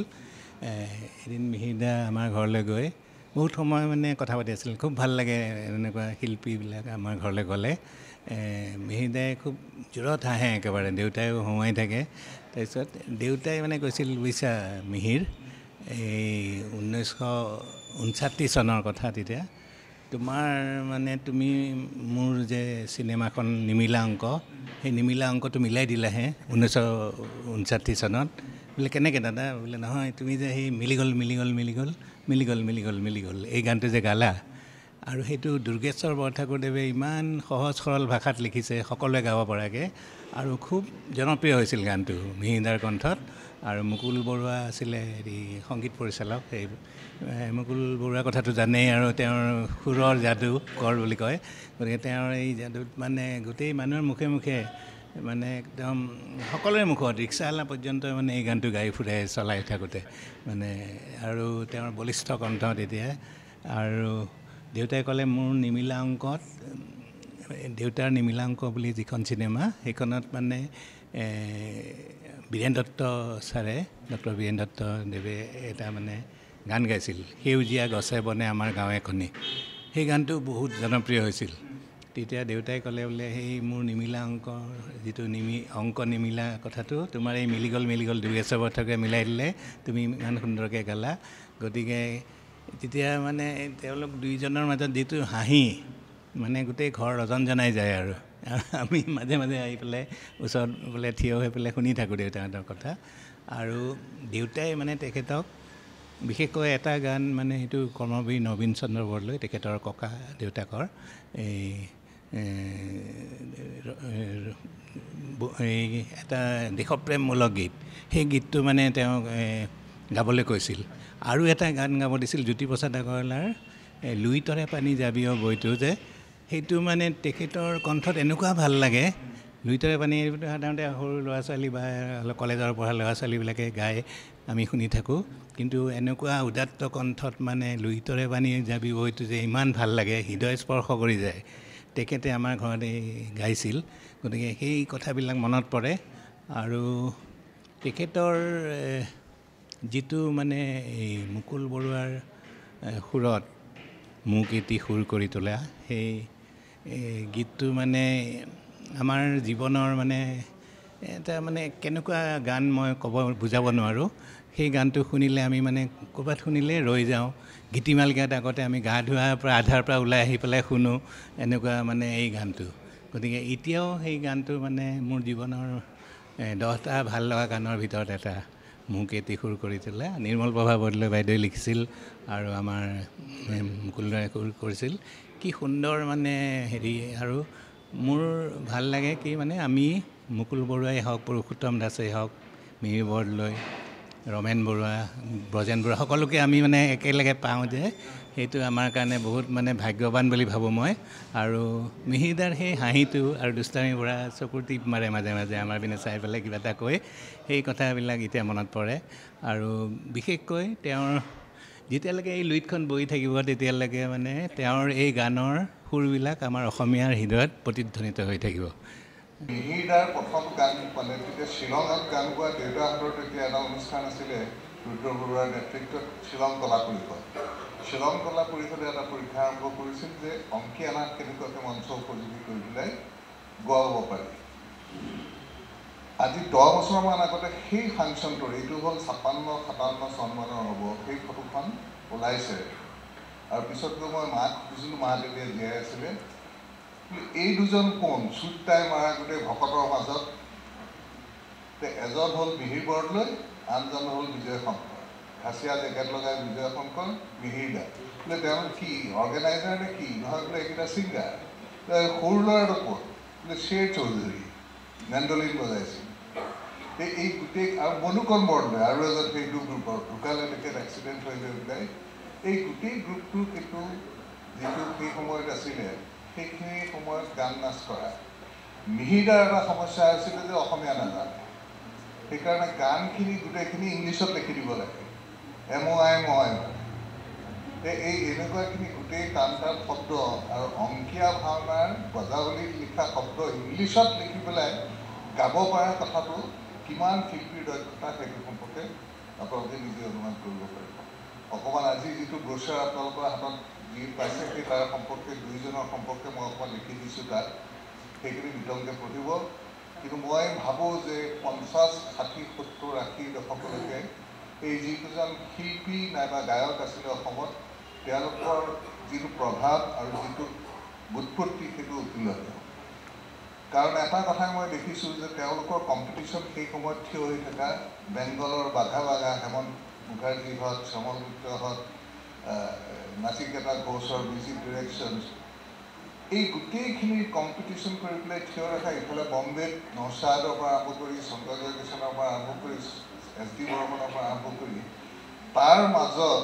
আকাশবাণী গুৱাহাটীৰ গান মানুহক শুনাই ৰখাটো কিমানখিনি কষ্টকৰ যিটো কম্পিটিশ্যন আছিলে সেই কম্পিটিশ্যনটোত সেই কথাটো আপোনালোকে নিজে উপলব্ধি কৰিব পাৰিব যে তেওঁলোকৰ শিল্পী হিচাপে দক্ষতা কিমানখিনি আছিলে আৰু এই যে সুৰ শুনিলে সুৰ পৃথিৱীৰ সুৰ আদি মুকুল বৰুৱাই অসম পৌঁছালেহি পৃথিৱীৰ গানৰ ধৰণে গোৱা ষ্টাইলত সেইবিলাকে ৱেষ্ট ইণ্ডিয়ানে হওক জিমি লিঞ্জে হওক এনিলবাৰ্ট হাম্পাৰ্ডিকে হওক বিং ক্ৰছবিৰ গানেই হওক তাৰ প্ৰভাৱবিলাক আৰু মিহিৰদাৰ গানত মই সদায় এটা কথা উপলব্ধি কৰিছিলোঁ যে প্ৰথম যিটো এণ্ট্ৰিটো গানটোৰ সেই গানটোত মানে ডেভিড লিন বুলি এজন ডাইৰেক্টৰ আছিলে তেওঁৰ অ'পেনিং চিনটো ডক্টৰ জিভাগো এইবিলাকৰ ডাইৰেক্টৰ তেওঁ সদায় অ'পেনিং চিনটোতেই গোটেই দৰ্শকক ধৰি লয় আৰু মই ভাবোঁ যে মিহিৰদাই সেই যে অ'পেনিং প্ৰথম শব্দটো কওঁতে ইপাৰে ইৰ পৰা আৰম্ভ কৰোঁতে ইপাৰে মই আৱৰ্তি কওঁ তাৰপৰা এই গোটেইখিনি গান কেতিয়াবা মন গ'লে বাটে পথে লগ পোৱা এজনী ছোৱালী তাই এনেকুৱা ধৰণৰ গানবোৰ যেতিয়া শুনিছোঁ সেই এণ্ট্ৰিটোতে যেতিয়া অডিয়েঞ্চটো ধৰি ৰাখিব পৰা কথাটো সাংঘাতিক আৰু মই সদায় ভাবোঁ যে মুকুল বৰুৱাৰ লগত সম্পৰ্কটো এইকাৰণে হৈছিলে বস্তু মিহিৰদাৰ যে অসমীয়া গায়কৰ এটা সময়ত গায়কৰ ৰেঞ্জটো লিমিটেশ্যনৰ কাৰণে সুৰকাৰে সদায় বহু কথা বিচাৰিও সুৰ কৰিব নোৱাৰিছিল কাৰণ গায়কে গাব নোৱাৰে কিন্তু কিছুমান গায়ক এনেকুৱা যে সুৰকাৰে কৰা বস্তুটোতকৈ আৰু 4 গুণ লৈ গুচি যায়, যিটো কথা অনুপম দায়ে অকণমান কৈ দিলে। তো মই ভাবোঁ যে সেই কম্বিনেশ্যন, এই জুতিটোৱে এইটো কাৰণে সম্ভৱ পাৰিছিল যে তেওঁলোকৰ মিহিৰদাৰ যিটো গলাৰ ৰেঞ্জ নাইবা উপলব্ধি, সেই উপলব্ধিটো বেছি ভালকৈ অতি সুন্দৰকৈ মুকুল দাই বুজি পাইছিল, আৰু মুকুল দাই মিউজিক ডাইৰেক্টৰ হিচাপে তেওঁ ভাবাতকৈ আৰু বেছি হৈ গৈছিল। আৰু এটা কথা সাংঘাতিক মিহিৰদাৰ আছিলে, যিটো আপোনালোকে উপলব্ধি কৰিছে নে নাই ক'ব নোৱাৰোঁ, ড্ৰামাটাইজেশ্যন অফ দ্য ছিংগিং। সেইটো সম্পৰ্ক এইটো আছিলে যে আজিকালি গায়কে নাইবা তেতিয়াৰ হয়তো বহু গায়কে কাগজখন চাই পেলাই গানটো গায়, তাৰমানে লিৰিক্সকেইটা চায়। কিন্তু মিহিৰদা যিহেতু আৰ্টিষ্ট আছিলে, তেওঁ আখৰকেইটাৰ মাজত কিন্তু কি ক'ব খুজিছে গীতিকাৰে সেই ছবিখনহে দেখা পায়। সেই ছবিখন দেখাৰ লগে লগে এক্সপ্ৰেশ্যনটো একেবাৰে বেলেগ হৈ যায়। যদিও লেখা আছে শব্দত, কিন্তু আচলমতে তেওঁ দেখা পাই আছে ছবিখন। সেই ছবিখন থকাৰ কাৰণে খুব আপোনালোকে চাব যে যিসকলৰ আৰ্টিষ্ট গায়কৰ ছবি তবি আঁকাত অকণমান দাপ আছে, তেওঁলোকৰ গায়কীটো একেবাৰে বেলেগ হৈ থাকে। এই উপলব্ধিটোৰে আজি পুনৰবাৰ 2জন অসমৰ মনীষীক শ্ৰদ্ধা জনাইছোঁ, আৰু আশা ৰাখিছোঁ যে আয়োজকসকলে যিটো ব্যৱস্থাৰে এই সুন্দৰ অনুষ্ঠানটো পাতিছে, এইটো নতুন প্ৰজন্মৰ কাৰণে তেখেতসকলৰ অৱদান আৰু অসমৰ গানৰ ইতিহাসৰ 50ৰ পৰা 80 চনলৈকে এই 4টা যুগৰ গানৰ এটা হিষ্টৰিকেল পিৰিয়ড মানে বুলি ক'ব লাগিব। গুপ্ত যুগ বুলিলে যিটো বুৰঞ্জীত আমি বুজা নাই, মোগলৰ যুগ বুলিলে বুজি পাওঁ, সেইটো এইখিনি সময়ৰ গান তেখেতসকলৰ এই উপলব্ধিটোৱে যাতে সকলোৱে অনুপ্ৰেৰণা দি থাকে, আৰু অসমীয়া গান যে কিমান চহকী সেই কথাটো আৰু আগবাঢ়ি গৈ থাকে। মই যিটো গান গাব ওলাইছোঁ আজি, এইটো আচলতে মোক 2 দিন আগতে বিপুল দাই শিকাইছে। গানটো আচলতে আমাৰ কথাখিনি আমি বিচাৰি পাইছোঁ। 1969ৰ এই গীতটো ৰচিছিলে ডক্টৰ লক্ষীধৰ দাসে লিখা, আৰু মিউজিক ডিৰেকশ্যন আছিলে মুকুল বৰুৱা। আৰু এই গানটোৰ মোক এইটো কথা মনত আছে যে এইটো মিহিৰ বৰদলৈ এইটো প্ৰথম অসমীয়া আধুনিক গীত বুলি, মানে এইখিনি মই দেউতাৰ ডায়েৰীৰ পৰা মই গম পাইছোঁ। এইটো প্ৰথম আধুনিক গীত গাইছিলে তেওঁ কটন কলেজৰ ফ্ৰেছাৰ্ছ ছ'চিয়েলত। এইটো গান গাই পেলাই তাৰ পাছতেই মুকুল বৰ্তাই, মানে তেওঁ মুকুল বৰ্তা বুলি কওঁ, মুকুল বৰুৱাই তেওঁক মাতি পেলাই কৈছে আৰু গান শিকাব লাগিব, তাৰমানে গানটো দেখোন ইমান ভাল গাইছে। মই এই গানটো অলপমান গাবলৈ চেষ্টা কৰিম, আৰু একদম নতুন গান, আমি সুৰটো বিচাৰি পোৱা নাছিলোঁ। বিপুল দাই আমাক আহি পেলাই অলপমান সুৰটো মনত পেলাই কালি মোক গানটো শিকাই দিলে। যদি কিবা ভুল হয় ক্ষমা কৰিব, যদি অলপমান ভুল হৈ যায়। মই গানটো গাবলৈ চেষ্টা কৰিম।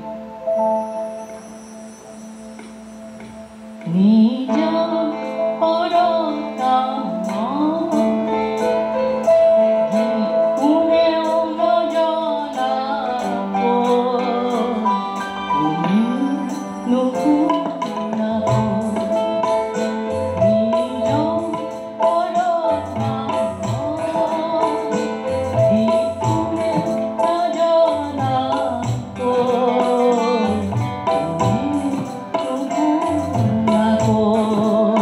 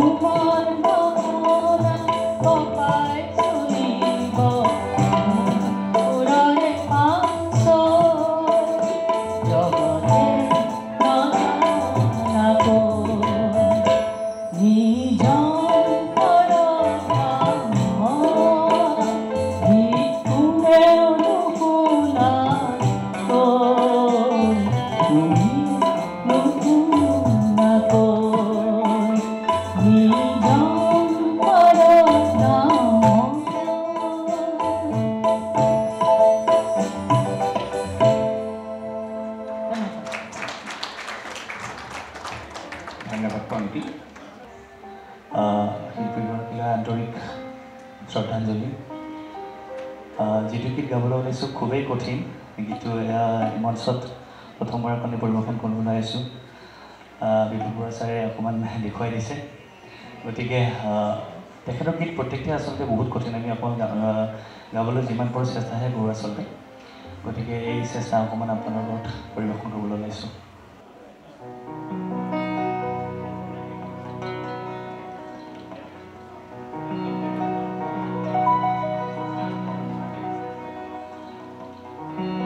তুমি যে মোরে চকু এত চকু পানী তুমি যে মোরে চকু এত চকু পানী তুমি যে মোরে চকু এত চকু পানী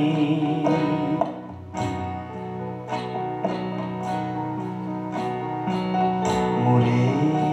বুকু আলো খোৱা তুমি সুখ মুকুতা মৰি তুমি যে মোৰে চকু এত চকু পানী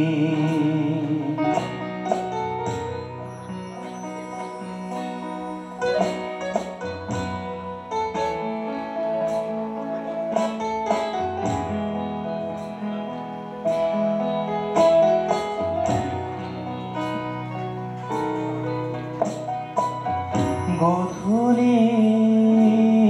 হলে গোপনে আহিবা নিশা বাতৰি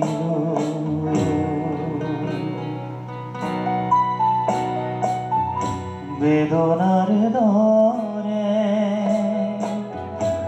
দাৱৰ সিঁচিলা যোনে বাই ঢাকি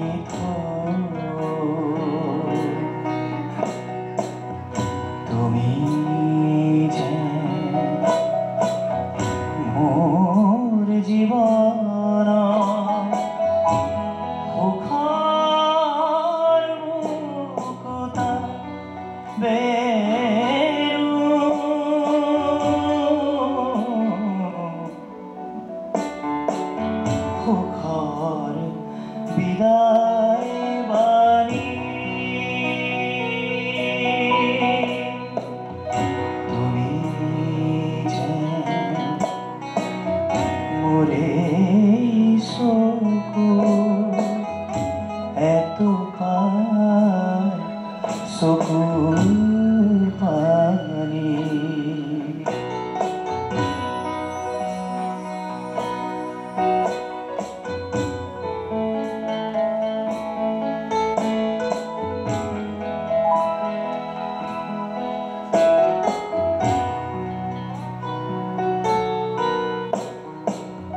প্রেম যদি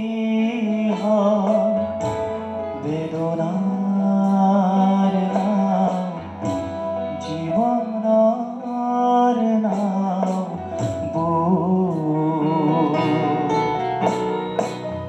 প্রেম যদি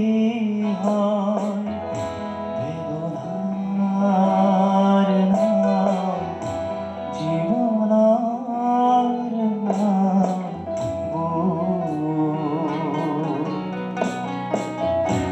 মোর যাতনা একেতি সিনাকি মাথু তোমারে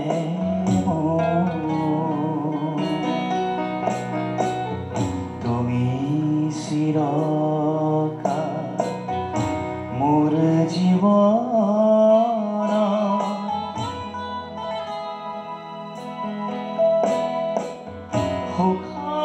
সুখৰ বিদায়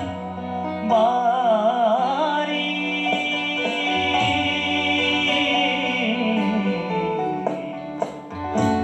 সুখৰ বিদায় বাৰী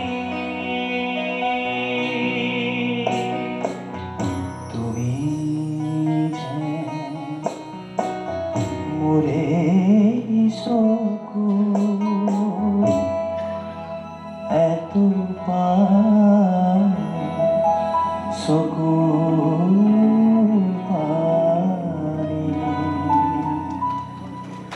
ধন্যবাদ প্ৰিয় মন্টুল দা মিহিৰ বৰদলৈৰ সোঁৱৰণিত আমি কেতিয়াও পাহৰিব নোৱাৰোঁ মন্টুল দাক আমি সৰুতে পাইছিলোঁ তেখেতৰ সাহসত আছিলে ময়ো আছিলোঁ সেইটো সময়ত আৰু আগতে কৈ থৈ গৈছে যে তেখেতে টিত থাকোঁতে জিম ৰিভছৰ গান খুবেই ভাল পাইছিলে আৰু তেনেকৈ আমি কেইবাবাৰো লগ হৈছিলোঁ লগ হৈ একেলগে গানো গাইছিলোঁ গতিকে তেখেতৰ আজিৰ দিনত মই শ্ৰদ্ধাঞ্জলি জনাইছোঁ আমাৰ ট্ৰাষ্টৰ পিনৰ পৰা আৰু আমাক সদায় তেখেতে আশীৰ্বাদ দিয়ক আমি তেখেতৰ সংগীত জগতত আমি কি ধৰণে আগবাঢ়ি যাব পাৰোঁ কেনেকৈ অৱদান দিব পাৰোঁ সেইখিনি তেখেতে নিশ্চয় জানিব আৰু আজি যদিও তেখেতৰ আমি নাই বুলি ভাবিছোঁ কিন্তু তেখেতে নিশ্চয় আজি এই প্ৰগ্ৰেমটোৰ বিষয় বা তেওঁ চাইছে দেখিছে আমাক আশীৰ্বাদো দিছে গতিকে মই সদায় শ্ৰদ্ধাঞ্জলি জনাওঁ আৰু ইয়াৰ লগতে মই ফ্ৰণ্টিক বৰদলৈ তেখেতক মই অলেখ ধন্যবাদ জনাওঁ এইটো কাৰণে তেখেতৰ লগত মই সদায় আলোচনা কৰি থাকোঁ কেনেকৈ কি ধৰণে কৰিব লাগে আৰু তেখেতে সদায় মোৰ পৰা এডভাইচ লৈছিলে কি ধৰণে কৰিব পাৰি কি কৰিব নোৱাৰি আৰু তেখেতক মই বিশেষকৈ অলেখ ধন্যবাদ জনাওঁ মই আশীৰ্বাদ দিওঁ যে মন্টুল দাৰ যিখিনি তেখেতৰ মিউজিকৰ জগতত তেখেতে যিখিনি অৱদান দি থৈ গৈছে সেইখিনি আমি আগবঢ়াই লৈ যাব লাগিব এইটো আমাৰ ডিউটি আমাৰ ৰেছপনচিবিলিটি আৰু লগতে আৰু এটা হৈছে কি তেখেতৰ বিশেষকৈ নৱপ্ৰজন্মই লাহে লাহে মিহিৰ দাৰ কথা পাহৰি যোৱাৰ নিচিনাই হৈছে গতিকে আমি সেইটো চাব লাগিব কেনেকৈ তেওঁৰ যিখিনি আমাক শিকাই থৈ গৈছিলে মিউজিকৰ ওপৰত সেইখিনি যেন তেখেতে আশীৰ্বাদ দিয়ে আৰু মই বিশেষকৈ প্ৰন্তিক যিহেতু তুমি ইমানখিনি ৰেছপনচিবিলিটি লৈছা এটা টীম এটা বনাই লোৱা মেক এ টীম কাৰণ তুমি অকলে ইমানখিনি কাম কৰিব নোৱাৰা মই দেখি আছোঁ গতিকে তোমাক মই আশীৰ্বাদ দিছোঁ আৰু আমাৰ নৱপ্ৰজন্মৰ কিছুমানক লগত লৈ যদি তুমি আগবাঢ়ি যাব পাৰা সেইটো মই তোমাক অলেখ আশীৰ্বাদ জনাইছোঁ আৰু শেষত ইমানখিনি ইয়াৰ মাজত মই প্ৰথম চাগে এনেকৈ দেখিছোঁ ইয়াতে মোৰ ভাতৃ শ্ৰী ৰমেশ চৌধুৰী আছে নিৰেন্দা আছে আমাৰ বাইদেউ মঞ্জুলা বাইদেউ আছে আৰু সকলো ইয়াতে আছে মই সকলোকে মই অলেখ ধন্যবাদ জনাইছোঁ আৰু আশীৰ্বাদ দিয়ক এই ট্ৰাষ্টে যে ভৱিষ্যতে ভাল কাম কৰি যাব পাৰে আৰু আপোনালোকৰ সহায় সহযোগিতা থাকিলে নিশ্চয় ট্ৰাষ্টটো আগবাঢ়িব পাৰিব এইখিনিয়ে কৈ মই মোৰ কৰ্তব্য সামৰণি মাৰিম নমস্কাৰ প্ৰথমে মই মিহিৰ বৰদলৈ আংকল আৰু মুকুল বৰুৱা আংকললৈ শ্ৰদ্ধাঞ্জলি জনাইছোঁ। তেওঁক স্মৰণ কৰিছোঁ আজিৰ এই দিনটো। তেওঁৰ গীত তোমাৰ স্মৃতি যেন গুণগুণকৈ মই গাবলৈ মোক বিপুলাই কৈছে, চেষ্টা কৰিম গাবলৈ। এই গীতটি মই মোৰ যদি ভুল নহয় গীতটি লিখিছিলে মনমত বিশ্বাস।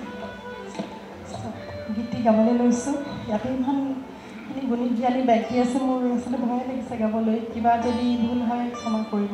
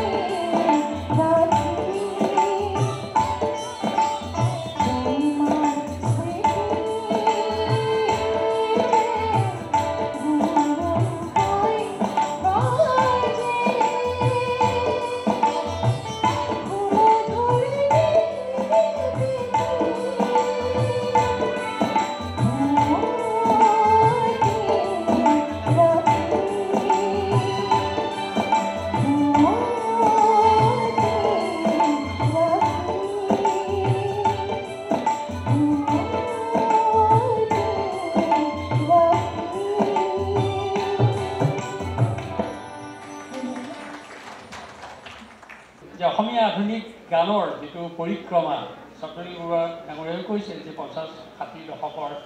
এইসকলে যিটো গোটেই জাতিটোক স্পন্দিত কৰি থৈ গৈছে আচলতে এই পৰিক্ৰমাটো প্ৰায় 150 বছৰ হ'ব মুকুল বৰুৱা 150 বছৰ কাৰণ লক্ষ্মীনাথ বৰুৱাৰ পৰা আৰম্ভ হৈছে কিন্তু আটাইতকৈ ডাঙৰ কথা হৈছে স্তৰে স্তৰে সি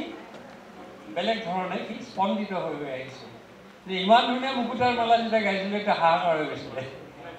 যেনেকৈ শেৱালীয়ে তল ভৰা যে কীৰ্তিনাথ বৰদলৈৰ গান শুনিলোঁ তেনেকৈ আহি যেতিয়া মিহিৰ বৰদলৈ ৰাজেশ্বৰ বৰদলৈ মুকুল বৰুৱা হেমন্ত গোস্বামী জ্যোতিষ ভট্টাচাৰ্য ৰাজেশ্বৰ বৰদলৈ এই গোটেইখিনি মানুহক মোটামুটিকৈ লগ পাইছিলোঁ আৰু কেতিয়াবা এনেকুৱা লাগে মই এটা আপডাট দেখিলোঁ যে ৰাজেশ্বৰ বৰদলৈ আৰু মিহিৰদাৰ যেতিয়া বহিল বহুত মানে গোটপিট খালে বাকীবিলাক নাপাত্তা হৈ যায় নাজানো সেইটো ডাঙৰ কথা ইমান হাঁহি কথাত মাজত সেই শ্বিলঙৰ দিনবোৰলৈ ঘূৰি যায় এজনে থাপ মাৰি থৈ ৰাজেশ্বৰ বোলে মোক ক'বলৈ দে মই ক'ম মিহি বোলে হয় কয় নাজানো মোক ক'বলৈ দে আজিৰ দিনটো তেখেতক যদি আপুনি স্মৰণ কৰে এনে কোনবোৰ কথা আপোনাৰ মনত পৰিছে প্ৰথম কথা হ'ল মিহিৰদাক আমি অকল ভাল গায়কটো হয়েই ভাল মানুহ ওচৰৰ পৰা প্ৰায় দেখিলোঁ খুব মানে দিল খোলা বুলি কয় নহয় ভলভলীয়া মানুহ হাঁহিটো তেওঁ এটা অলংকাৰ আৰু নিৰহংকাৰী মানুহ আৰু তেওঁৰ যিটো পৌৰুষ যিটো মেনলি ভইচ কণ্ঠ আৰু তেওঁ খুব চিলেক্টেড গান নিৰ্বাচিত গান গায় অসমীয়া আধুনিক গানৰ জগতত সেইকাৰণে তেওঁৰ এটা সুকীয়া স্থান আছে চবেই ভাল গায় কিন্তু তেওঁৰ আৰু আজি মুকুল বৰুৱাৰ মানে সুৰাৰূপিত গান কিছু ইয়াত পৰিৱেশিত হ'ব মোক এটি সুৰ কৰি তোলা সেই সময়ত নিৰ্মল প্ৰভা বৰদলৈৰ গান প্ৰশান্ত বৰদলৈৰ গান আৰু এই ধৰণৰ গীত মাতবিলাকৰ এটা বেলেগ ধৰণৰ সুকীয়া তেখেতৰ আবেদন আছে বিশেষকৈ মিহিৰ বৰদলৈৰ গান বাজিলে মানুহে কৈ দিব নালাগে আৰু তেতিয়া ভূপেনদাৰ যেনেকৈ কৈ দিব নালাগে তেনেকুৱা আৰু এটা মই দেখিছিলোঁ তেখেতৰ ৰাজেশ্বৰ বৰদলৈ মিহিৰ বৰদলৈ এই মানুহবিলাক এটা সময়ত শ্বিলঙত আছিলে তাৰপিছতে এই মানুহবিলাকে শ্বিলঙত থকাৰ পৰা আচলতে এটা আভাৱ পাই আছিলে ৰাজেশ্বৰ বৰদলৈ আৰু মিহিৰ বৰদলৈ যেতিয়া গোট খায় তাত বেলেগ মানুহৰ পাত্তা নাপায় মানে একদম দিল খোলা হাঁহি একদম কথা বতৰা পাতে আৰু আটাইতকৈ মিহিৰদাৰ আৰু এটা গুণ বহুতে নাজানে তেওঁ চিত্ৰকলাৰ তেওঁ আৰ্টিষ্ট তেওঁৰ ঘৰত ৰাজেশ্বৰ বৰদলৈ এটা সময়ত পিয়ানো ক্লাছ লয় মই ল'ৰাটোক লৈ আহোঁ ল'ৰাটোক ৰাজেশ্বৰ বৰদলৈৰ হাতত মানে গতাই দি মিহিৰদাই কয় আহে লোক একাপ চাহ খাওঁ বহোঁ এই যে বহোঁ সেইকাৰণে মোৰ কাৰণে এইটো শুনা সুযোগ আছিলে তেওঁ কয় কি উঠি গৈ পেলাই ৰুমত যিবিলাক মানে আৰ্টবিলাক কোনখন ভূপেনদাৰ মানে হেৰি তাগিদাৰ আঁকিছিল ক'ত ভূপেনদাক আঁকিছিল ডুমডুমাত এতিয়া বাংলোত কেনেকৈ ভূপেনদা গৈছিল গতিকে এনেকুৱা কথা বতৰাবিলাক কৈছিল আৰু বিভিন্ন সময়ত লগ পাইছিলোঁ আৰু মানুহে তেখেতক ভাল পাইছিল তেখেত অজাত শত্ৰু বেয়া পোৱা মানুহ নাই আৰু গানকেইটা বৰ ধুনীয়া সেইখিনিকে ক'লোঁ আৰু আজি আমিও শ্ৰদ্ধা জনাবৰ কাৰণে এক অৰ্থত হেঁপাহ হেৰাই আহিছোঁ তেখেতৰ নামত আজি উপস্থিত হ'বলৈ সেইটোৱে ধন্যবাদ আৰু আজি এই চেগতে মই এই মহান শিল্পীগৰাকীক মোৰ ফালৰ পৰা শ্ৰদ্ধা নিবেদন কৰিছোঁ যিটো গীত গাবলৈ ওলাইছোঁ সেই গীতটিৰ ৰচনা কৰবী ডেকা হাজৰিকা আৰু সুৰ কৰিছিলে এইমাত্ৰ কৈ গ'ল সুৰৰ সাগৰ মুকুল বৰুৱাদেৱে গাবলৈ চেষ্টা কৰিছোঁ ভুল ভ্ৰান্তি হ'লে ক্ষমা কৰিব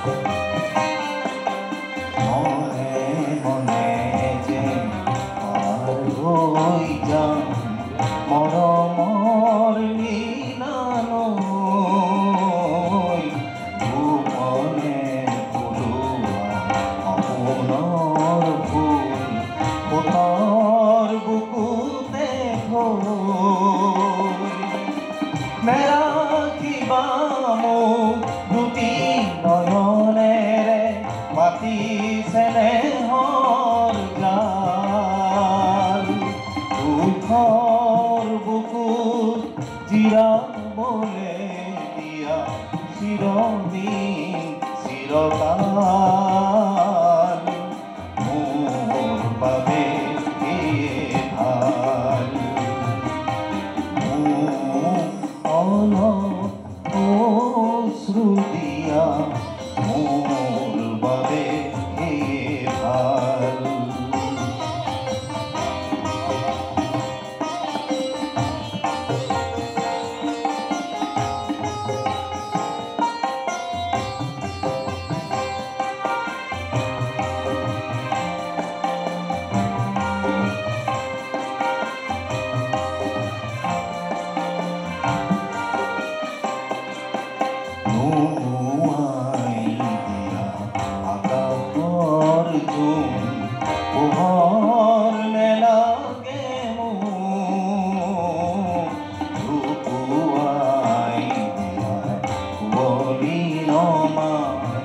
সকলো চিনাকি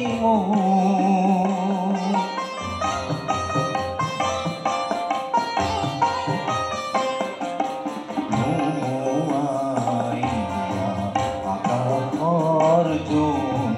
পোহৰ নেলাগে লুকুৱাই দিয়া কুঁৱলী নমাই সকলো চিনাকি পাতৰ আৰতে ভুলিবলৈ দিয়া দুখৰ গধূলি গোপাল দুখৰ বুকুত চিৰাবলৈ দিয়া চিৰদিন চিৰকাল মোৰ বাবে ভাল অশ্ৰু দিয়া মোৰ বাবে ভাল অশ্ৰু দিয়া মোৰ বাবে ভাল মোৰ বাবে ভাল বাবে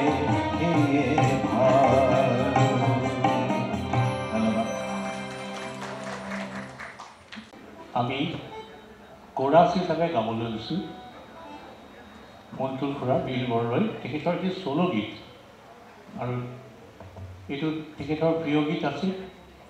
দেউতাৰো প্ৰিয় নিৰ্মল বৰা বৰদলৈ লিখা তেখেতৰো অতিকে প্ৰিয় গীত সেইটোকে আমি আজি কোৰাছ হিচাপে গাবলৈ লৈছোঁ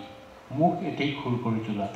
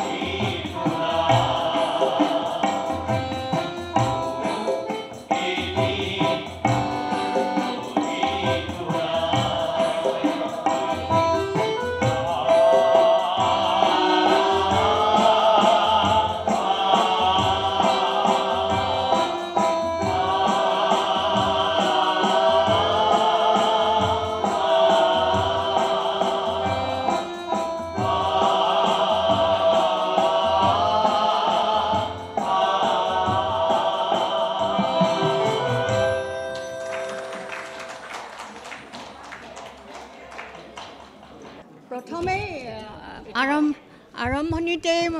আজি মোৰ জীৱনৰ বিয়লি বেলা এতিয়া কিন্তু এই মিউজিক মই এতিয়া বহি বাহি বহুত মই ভাবিছোঁ সংগীতৰ নিচিনা সুন্দৰ বস্তু পৃথিৱীত নাই সংগীতৰ পৰা বাদ্যযন্ত্ৰীসকলৰ সুৰ যিবিলাক সুৰ সংগীতৰ সমলয় সুৰৰ আকৌ কণ্ঠৰ ভাল কণ্ঠৰ পৰা যিবিলাক গীত ওলাই সেইবিলাক মানুহে অন্তৰ স্পৰ্শ কৰি যায় মানুহৰ যিমান অসুখ হ'লেও সংগীতে কিন্তু মানুহক জীয়াই তোলে কাৰণ মই নিজৰ জীৱনতে মই মোৰ 3-4 মাহ মোৰ অসুখ হৈ আছিলে মোৰ মানে একদম ডিপ্ৰেশ্যন মানে এই মানুহবিলাকৰ অসুখ হৈছে কিবা মানে ভাল নালাগে মনবিলাক আৰু বহুত দিন মিউজিক হোৱা নাই আৰু মিউজিক থাকিলে মোক মানে একো নালাগে মোৰ অট'মেটিকেলি মই ভাল হৈ যাওঁ দৰৱো খাব নালাগে সেইকাৰণে মই কি ভাবিছোঁ সুন্দৰ বস্তু মিউজিকৰ নিচিনা আৰু নাই মানুহে মিউজিকটো এই সংগীত কেতিয়া আজিতো গোটেই সকলো গুণী মানী ব্যক্তি শ্ৰদ্ধাৰ ব্যক্তিসকলে কৈ গ'ল সংগীতৰ বুৰঞ্জী কৈ গ'ল এতিয়া মুকুল বৰুৱাৰ পৰা এতিয়ালৈকে তেতিয়া সেই কিমান 1955ৰ পৰা মুকুল বৰাই আধুনিক সংগীতৰ যিটো বুৰঞ্জী আৰম্ভ কৰিছিলে এই তেতিয়াৰ পৰা এই সংগীতৰ এইটো চলি আছে আৰু যিখিনি শিল্পী সুন্দৰ গলা তেওঁলোকে সদায় চিৰস্মৰণীয় হৈ থাকিব আৰু মোৰ চবতকৈ ভাল লাগিছে প্ৰণতি মোৰ ছোৱালী এনেই আমি দেখা দেখিকৈ বেছি কথা নপাতোঁ কাৰণ তাই অকলে তাই নিজৰ কাম আগৰ পৰাই তাই তেনেকুৱা সৰুৰ পৰা তাই অকলে কামবিলাক কৰে আৰু মই মোৰ কাম কৰোঁ মোৰতো এই কিচেন এইবিলাক ৰন্ধা বঢ়া ঘৰুৱা আৰু তাই নিজৰ যিখিনি টেলেণ্ট আছে সেই টেলেণ্টখিনি কিন্তু তাই আজিলৈকে ৰাখিছে ধুনীয়াকৈ ৰাখিছে কাকো একো নকয় মনতে কিন্তু মই জানো তাই বহুত টেলেণ্ট আছে আৰু তাই এইখিনি যদি বজাই ৰাখিব পাৰে তাই দেউতাকৰ নিচিনা তাই সংগীত ভাল পায় তাই আৰ্ট ভাল পায় এইবিলাক কৰি তাই খুব ভাল পায় এতিয়া মোৰ মনটো ভাল লাগিছে যিহেতু তাইও এতিয়া অকলেই ধৰক মানে মইতো মিউজিক সৰুৰ পৰা গান খুব ভাল পাওঁ মই বৰগীতেই গাইছিলোঁ সেইকাৰণে আগতে কেতিয়াবা মই যদি কিবা কিবি কয় মানে অভিমানত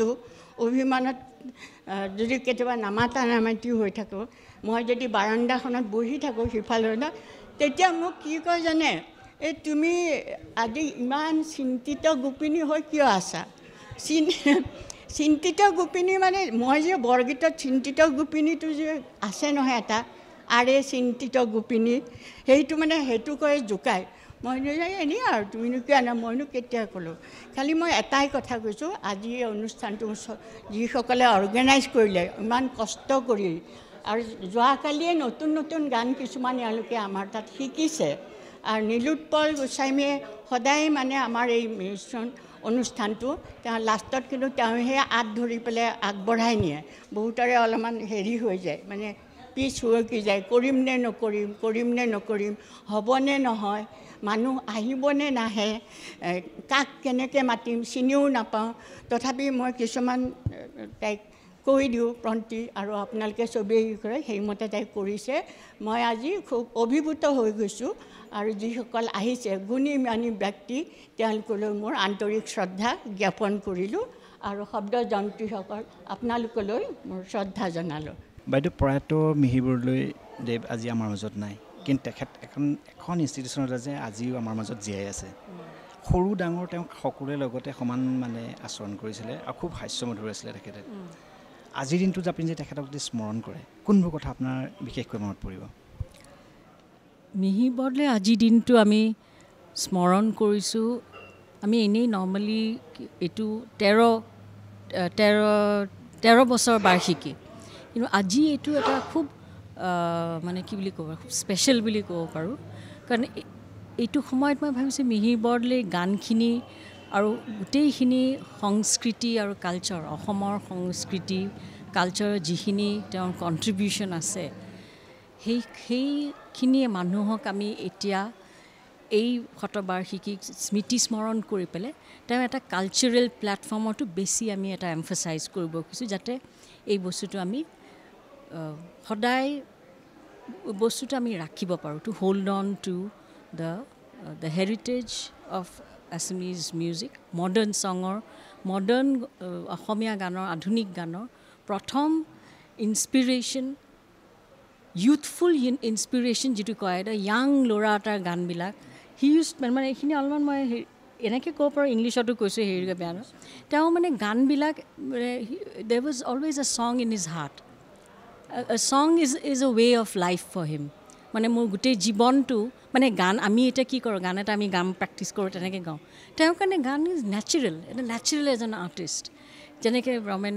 ৰমেন চৌধুৰী ছাৰে যেনেকৈ ক'লে যে তেওঁ ইজ এন আৰ্টিষ্ট তেওঁ গান গালে এইবোৰ হেৰি চাই গান নাগায় তেওঁ মানে ইমান আৰ্টিষ্টিক এই প্ৰভাৱটো আজিকালিৰ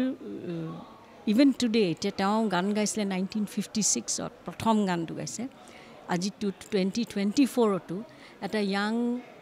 ইউথফুল বা এটা নতুন প্ৰজন্মৰ যিখিনি গায়কেই হওক বা কলেজৰ ষ্টুডেণ্ট হওক বা ল'ৰা ছোৱালীয়ে হওক এতিয়াও সেইটো এটা ৰেলিভেঞ্চ এটা নেচাৰেলি তাহাঁতে এটা ইনস্পায়াৰ্ড মটিভেশ্যন এটা পায় এটা সাংঘাতিক মটিভেশ্যনেলি তেওঁলোকে এতিয়াও তেওঁৰ সেইটো এটা স্পেচিয়েলিটি আছিলে যে he can motivate a youngster at the same time এটা বুঢ়া মানুহকো ইনস্পায়াৰ কৰিব পাৰে আৰু এটা য়াং ল'ৰাটোকো ইনস্পায়াৰ কৰিব পাৰে আৰু এনেকৈ ইনস্পায়াৰ কৰে খালি গানেও নহয় তাৰ গোটেই এটা পাৰ্চনেলিটি আছিলে যি পাৰ্চনেলিটিটো ভাৰ্চেটাইল বুলি কয় আৰু তেওঁ গানবিলাকত মিল আছিলে ছেডনেছ গান দুখৰ গান গায় আকৌ ছংছ অফ হোপ আকৌ দেশপ্ৰেমমূলক গান গায় তাৰপিছত আকৌ অলপমান ৰসাল যেনেকৈ মিলি গ'ল মানে ফ'ক ছংছ গায় গজল গায় মানে এই ভাৰ্চিটেলিটিটো তেওঁ কেৰেক্টাৰ পাৰ্চনেলিটিৰ লগত মিলি গৈছিলে সদায় সেইটোৱেই প্ৰজেক্ট হৈছিলে তেওঁ নিজৰ পাৰ্চনেলিটিটো প্ৰজেক্ট হোৱা যেন লাগে আমাৰ এনেকুৱা লাগে মিহিৰ বৰদলৈ গানবিলাক আমি এজ ইফ সি মানে তেওঁ কথাৰ মাজতে ইটো সিটো নেগচিয়েট কৰে কথাৰ ভিতৰতে গানৰ ভিতৰতে কথাবিলাক কয় মানে ইমান নেচাৰেল আৰ্টিষ্ট আছিলে সেইকাৰণে আজিও নতুন প্ৰজন্মই ফিলছ ইনস্পায়াৰ্ড তেওঁ মটিভেট কৰে তেওঁৰ গানৰ মটিভেশ্যন পাই বহুতে গানবোৰ কেনেকৈ গাব লাগে গানৰ গোটেই গানৰ যিটো এটা গান গোৱা বা ছিংগিঙৰ যিটো এটা হেৰি আছে মিউজিক মোৰ দেন মিউজিক গান গোৱা গায়ে কি এই কথাটো চব নতুন প্ৰজন্মই কিন্তু এতিয়াও সেইটো কাৰণে মিহিৰ বৰদলৈৰ এটা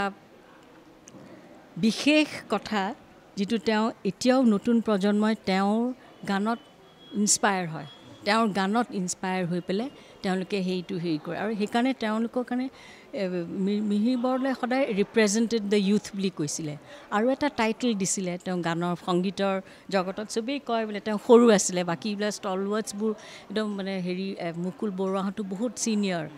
বীৰেন দত্ত বহুত ছিনিয়ৰ নৱকান্ত চব ছিনিয়ৰ আছে মিহিৰ বৰদলৈ ৱাজ য়াং একদম এটা কলেজৰ ল'ৰাৰ নিচিনা কিন্তু সেইকাৰণে মিহিৰ বৰদলৈ যি কলেজৰ য়াং এটা ভাইব্ৰেণ্ট পাৰ্চনেলিটি আছিলে সেই মানে সেইটো দেখাত বুলি নহয় মানে পাৰ্চনেলিটিটো তেনেকুৱা মানে মোক মানে এইজ বায়'লজিকেল এইজৰ কথা কোৱা নাই পাৰ্চনেলিটিটো তেনেকুৱা আছিল কাৰণে পাৰ্চনেলিটিটো তেনেকুৱা আছিলে কাৰণে তেওঁ সেই পাৰ্চনেলিটিটোৰ কাৰণে মানুহক এট্ৰেক্ট কৰে মানে এডমায়াৰ কৰে তেওঁ এট্ৰেক্ট কৰে মানে এটা এপিল এটা আছিলে সেই এট্ৰেকশ্যনটো নতুন প্ৰজন্মৰ নেচাৰেলি এটা হেৰি হয় মানে তেওঁলোকে গানবিলাক শুনি ভাল পায় চ' আজিও হি ইজ মানে তেওঁ মিহিৰ বৰদলৈ ইমান ৰেলিভেণ্ট মানে য়াংষ্টাৰ্ছৰ মাজত কাৰণ তাহাঁতে ভাবে কি তেওঁৰ লাইফষ্টাইল তেওঁৰ ফ্লেৰ তেওঁৰ গান গোৱা ষ্টাইল দেখা চেখা গোটেইবিলাকৰ মানে তেওঁৰ হেৰিটো আছিলে পাৰ্চনেলিটিটো আছিলে আৰু এইটো মই ভাবোঁ যে মিহিৰ বৰদলৈৰ গানবিলাক he had this ability to live life with a song in his heart মানে এইটো এটা ইউনিক এবিলিটি ভাৰ্চিটাইল এবিলিটি আৰু তেওঁক বহুতে কিছুমান টাইটেল কৰিছিলে দ্য ৰোমেণ্টিক ছিংগাৰ বুলি মোক এটি সুৰ কৰি তোলা যিটো গানটো যেতিয়া প্ৰথম ৰেডিঅ'ত ৰেকৰ্ড হৈছিলে HMVত 1971ত সেইটো ৰেকৰ্ড হোৱাৰ পাছত তেওঁ গানটো শুনাৰ পাছত তেওঁক ভাৰ্চিটাইল মানে ৰোমেণ্টিক ছিংগাৰ বুলি কয়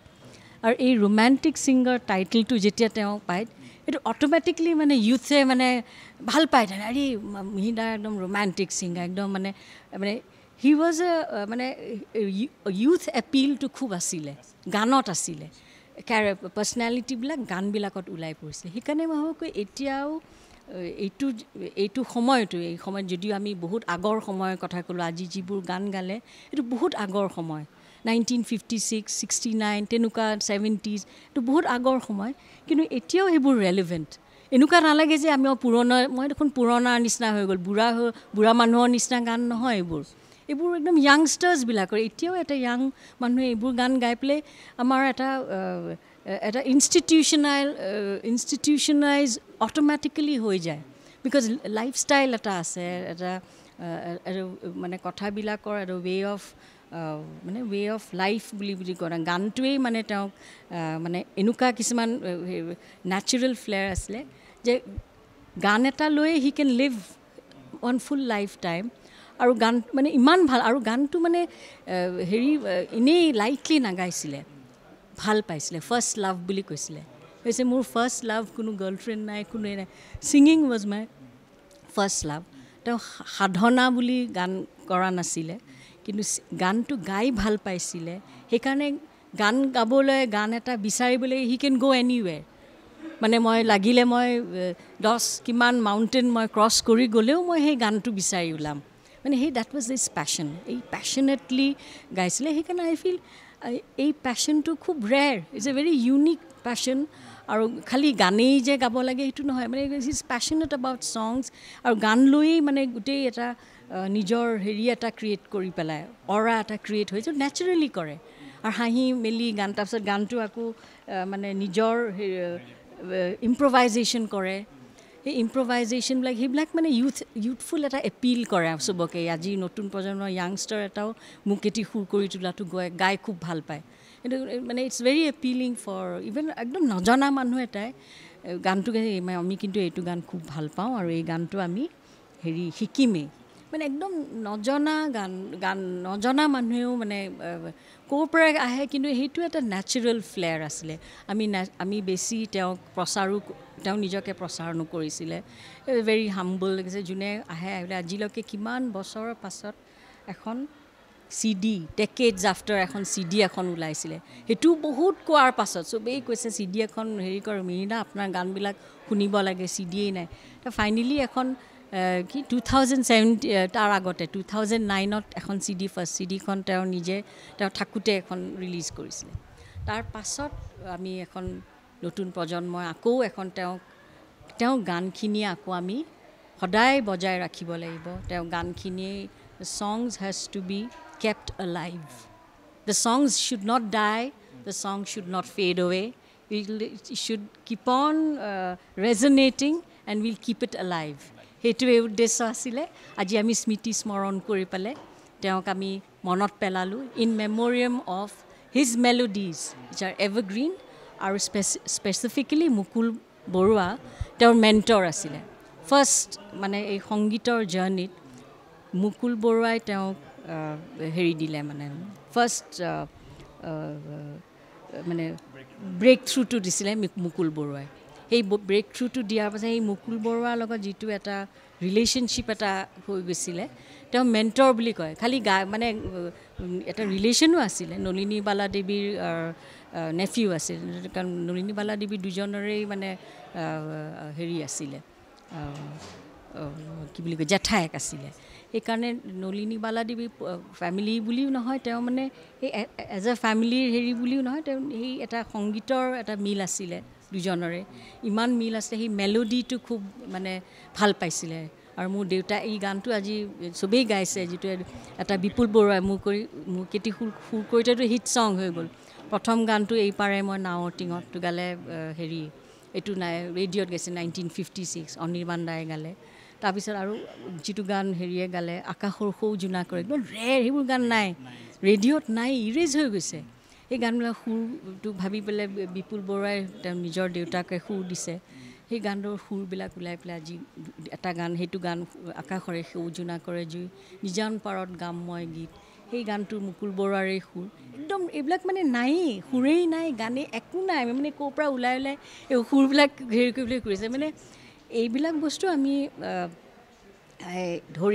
ধৰি ৰাখিছোঁ আৰু we want to bring them alive হেৰাই যোৱা বস্তু